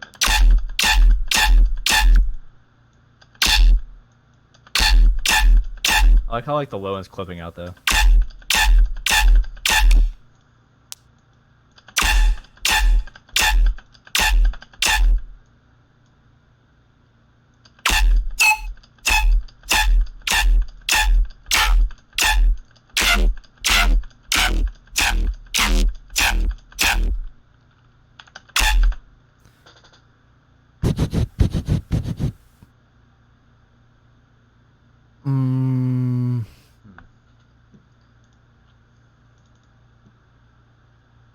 Let me try this before the auto filter.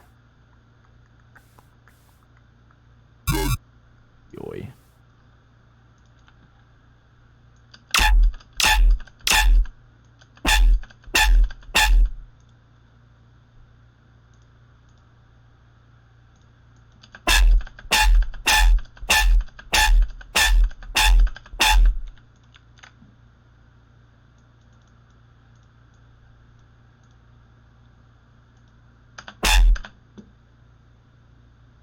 MSAT. I like the low end a lot. It's like super buzzy. There's definitely some like really harsh stuff in this though.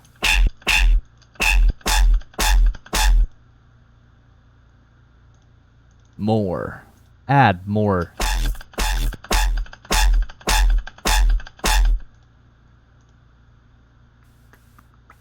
What would sound good? Later, Zero Day. Thanks for stopping by, dude.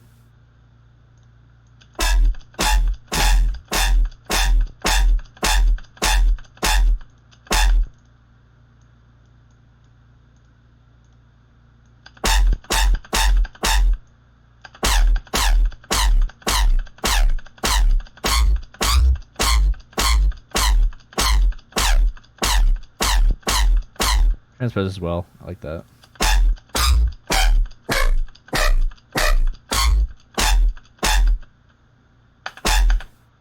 It's not bad. Good, cool.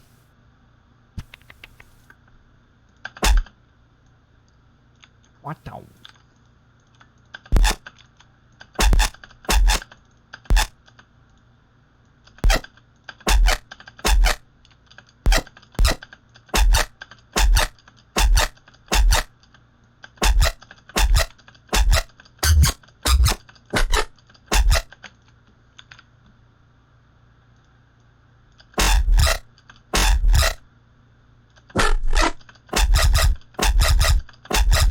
That's kind of cool.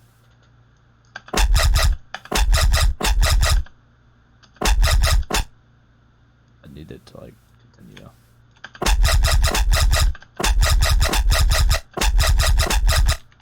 I don't know. It's too like glitchy. I don't.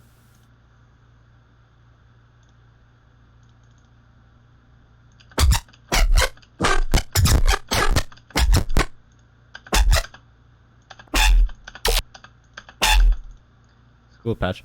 Whatever. What time? Oh my god, we're almost at 2 hours. I need some lunch. What should I have for lunch, guys? Cheeky tendies.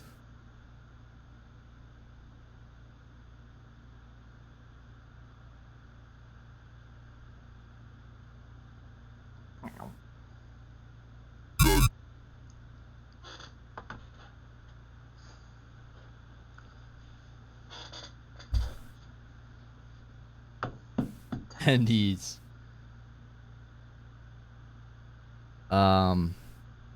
Nice. It's a pretty good stream. Went through a lot. Did a look like half Q&A. Went all the way through Rewind.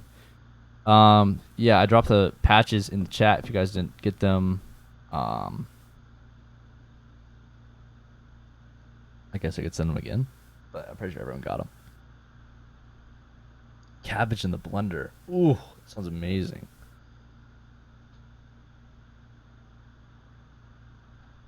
Yeah, this is a dope stream. Thanks for everyone who came through and subbed and whatnot. Let me know if you guys want to see more of this shit. It's like DM me on Twitter. Be like, yo, Effin, can you make some snares on stream? And I'll tell you to shut up because actually no one wants to watch that. Or Effin, can you make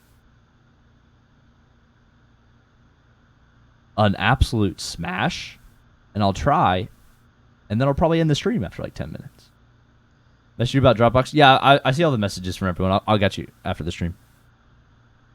Insta messages. About, what is it about? I don't like to check my Insta messages. I got you, Crossfader. Can you compare compressors? But it depends what you want.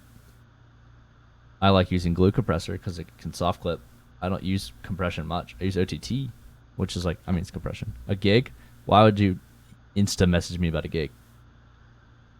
If a gig is for, compare, here's a joke, yeah.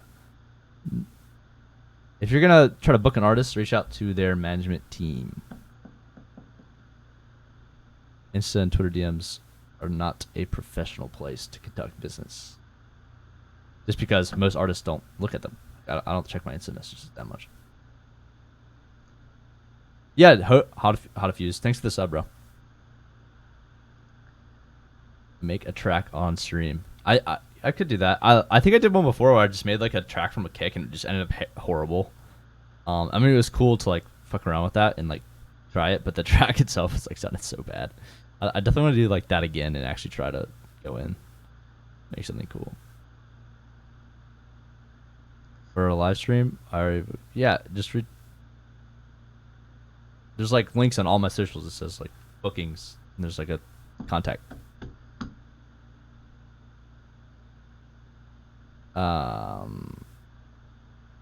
Word, thanks for everything. Yeah, no, thanks for stopping by. You think you would try to stream more often now the EP is out? I'd like to. Like I said, it's a matter of just getting like the right, like a good amount of content for you guys, you know, making sure there's like something worth watching. Yeah, like doing a track from scratch could be fun.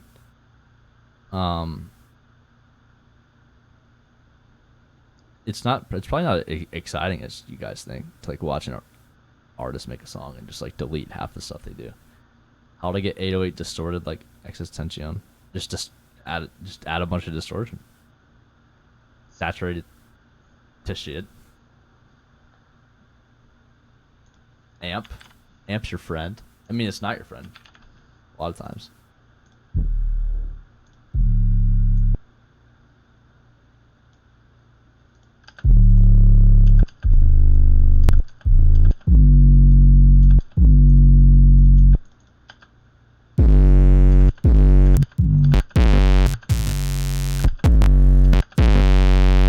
What the hell? Is there like a kick in this thing?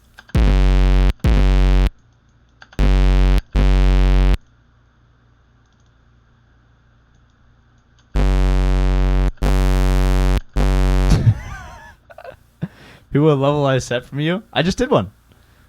And I've got another one on the Minecraft thing. Oh yeah, I gotta promote that soon.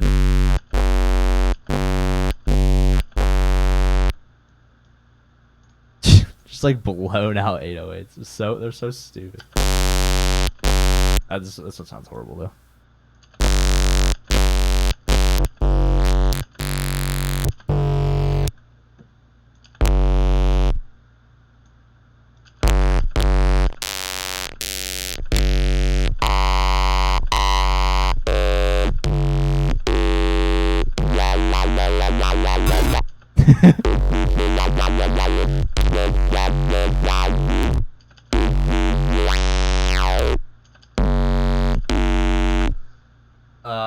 EP from scratch. Yeah, just sit down. Just do a quick 2-hour stream. I'll just write an EP. How do you go about EQing the low mids and respaces? I don't know. That does seem tricky. I a lot of times I find in my processing chain I end up cutting in this region like 100 to 200 hertz.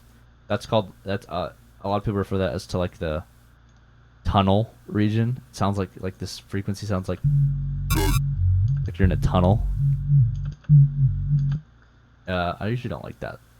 I like it in like certain bases, but for Reese's I usually end up cutting around that there in the low mids. But I mean it's different for every single sound. What up, Pave? Sorry, man. We're actually ending the stream in like 8 minutes. Who does your artwork? AM 2.0. I linked him in the chat earlier.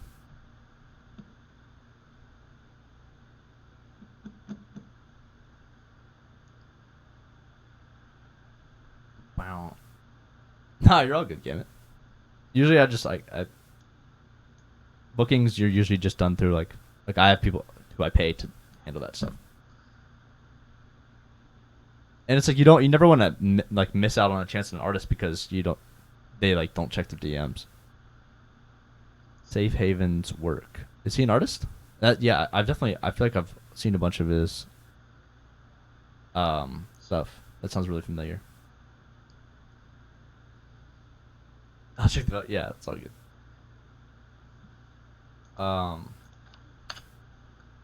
What is this badge? Oh, it's actually kind of cool.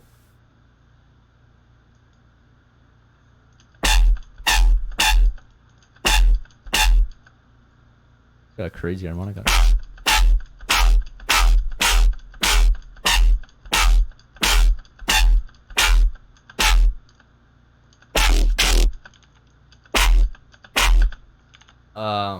Any tips on processing vlog speech?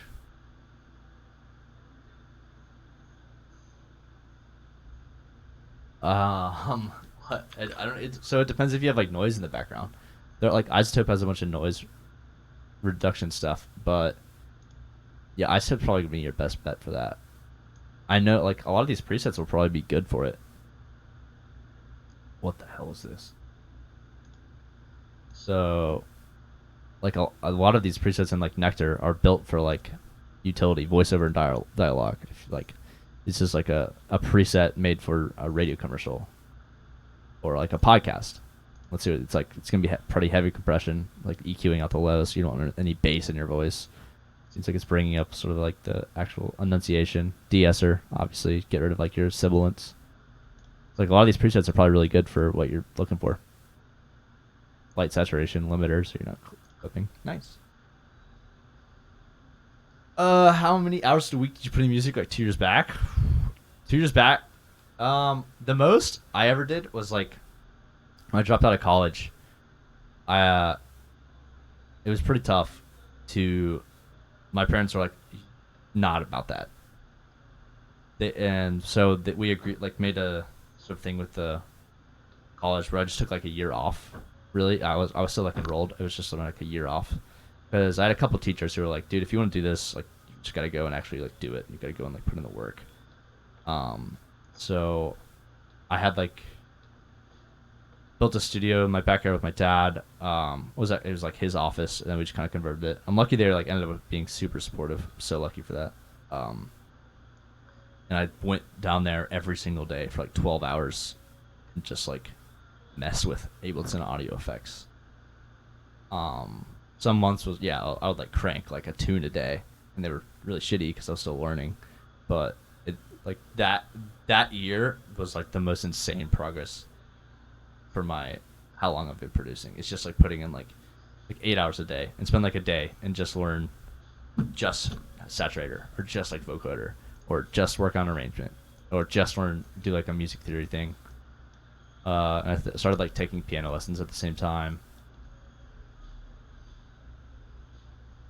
So like spend the day and like today I'm gonna recreate presets, and maybe start with just like looking at a preset and copying it one for one. If you're newer to sound design, or if you're a little bit better, maybe like look at the preset, close it, and try to recreate it. And then if you're like getting really good, you can just listen to the preset and say, okay, I can hear what effects this is doing and filtering and whatnot. Were you making a lot of trap back then? Yeah, I was making a good amount of trap. I always make like a bunch of different genres, but I think I was primarily making just like trappy 808 stuff.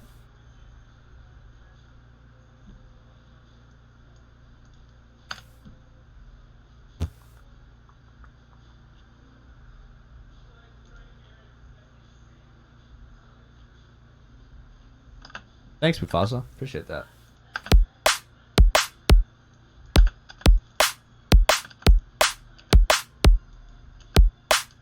Where's the tone of this drum?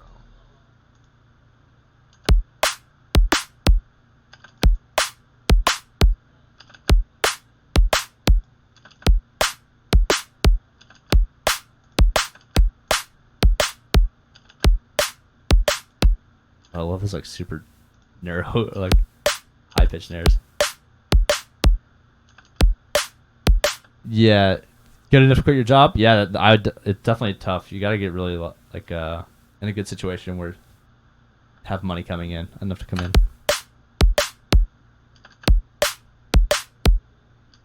Handle 500 to 1K. I don't know. I usually don't have issues with that. It's more just like when you're. The thing I tell everyone is when you're making a patch, it's always easy to add high end. Usually people like jump because they hear like a crazy wavetable and they're like, "Oh, that's sick," but there's not like much room to go after that.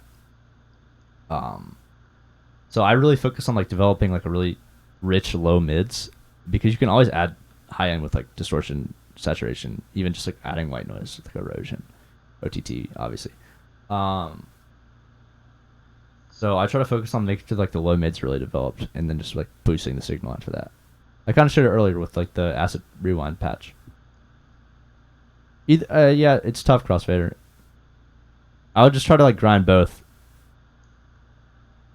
Have you ever tried Freak Show Industries? No. Yeah, I went to Icon.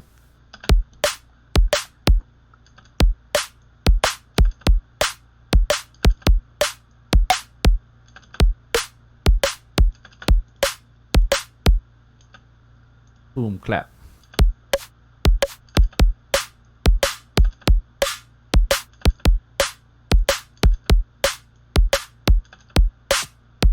Ooh. It's kind of cool. It's like a really weird tail. Not sure how usable it would be though.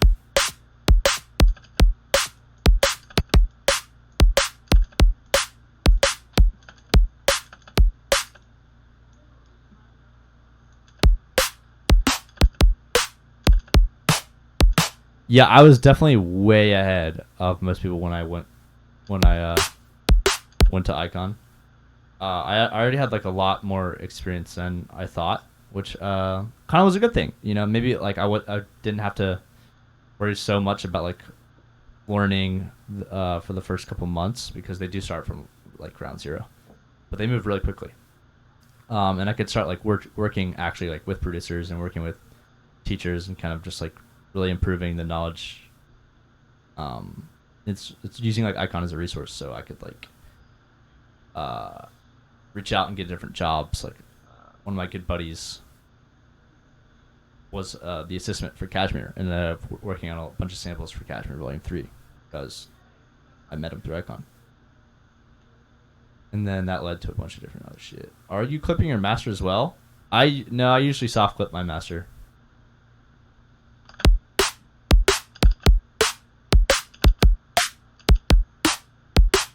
I want to compare different frequency shifters. I mean, theoretically, they're just like pretty similar, but I'm sure.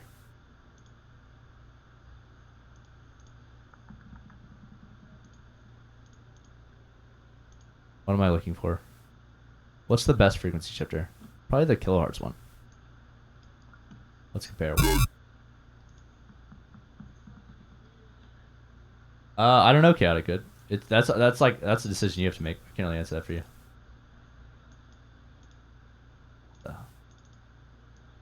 Is there a way to? Oh, negative.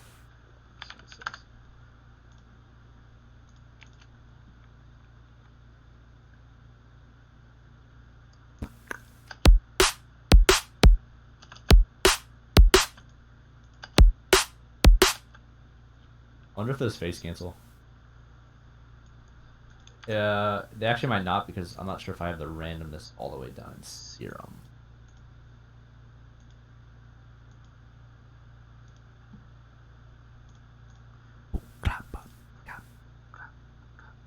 Yeah, like I'm not sure. Well, it's just a noise sample, so it should play the same thing every time.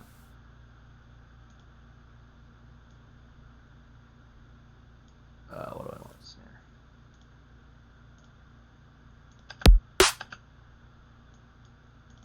So that's that one. Let's try the kilohertz one.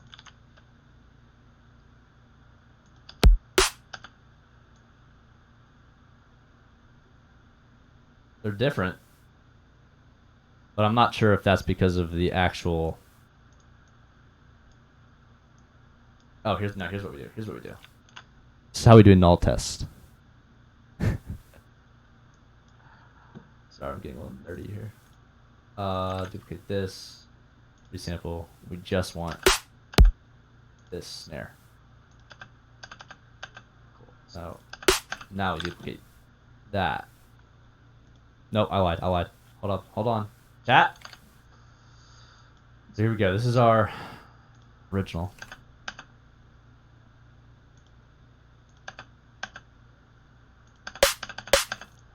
And now we'll put this here and kilohertz.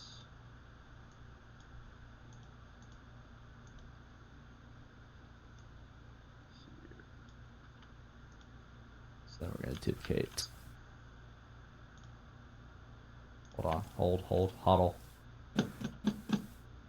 This way, utility plays flip inbound. True. So we have a snare. We will duplicate it twice. So on this one, we'll have kilohertz frequency shift. On this one, we'll have the Ableton frequency shift. So. Hello? Kilohertz?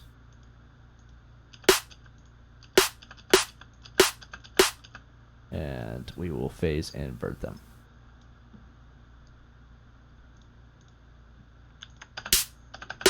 They're not the same.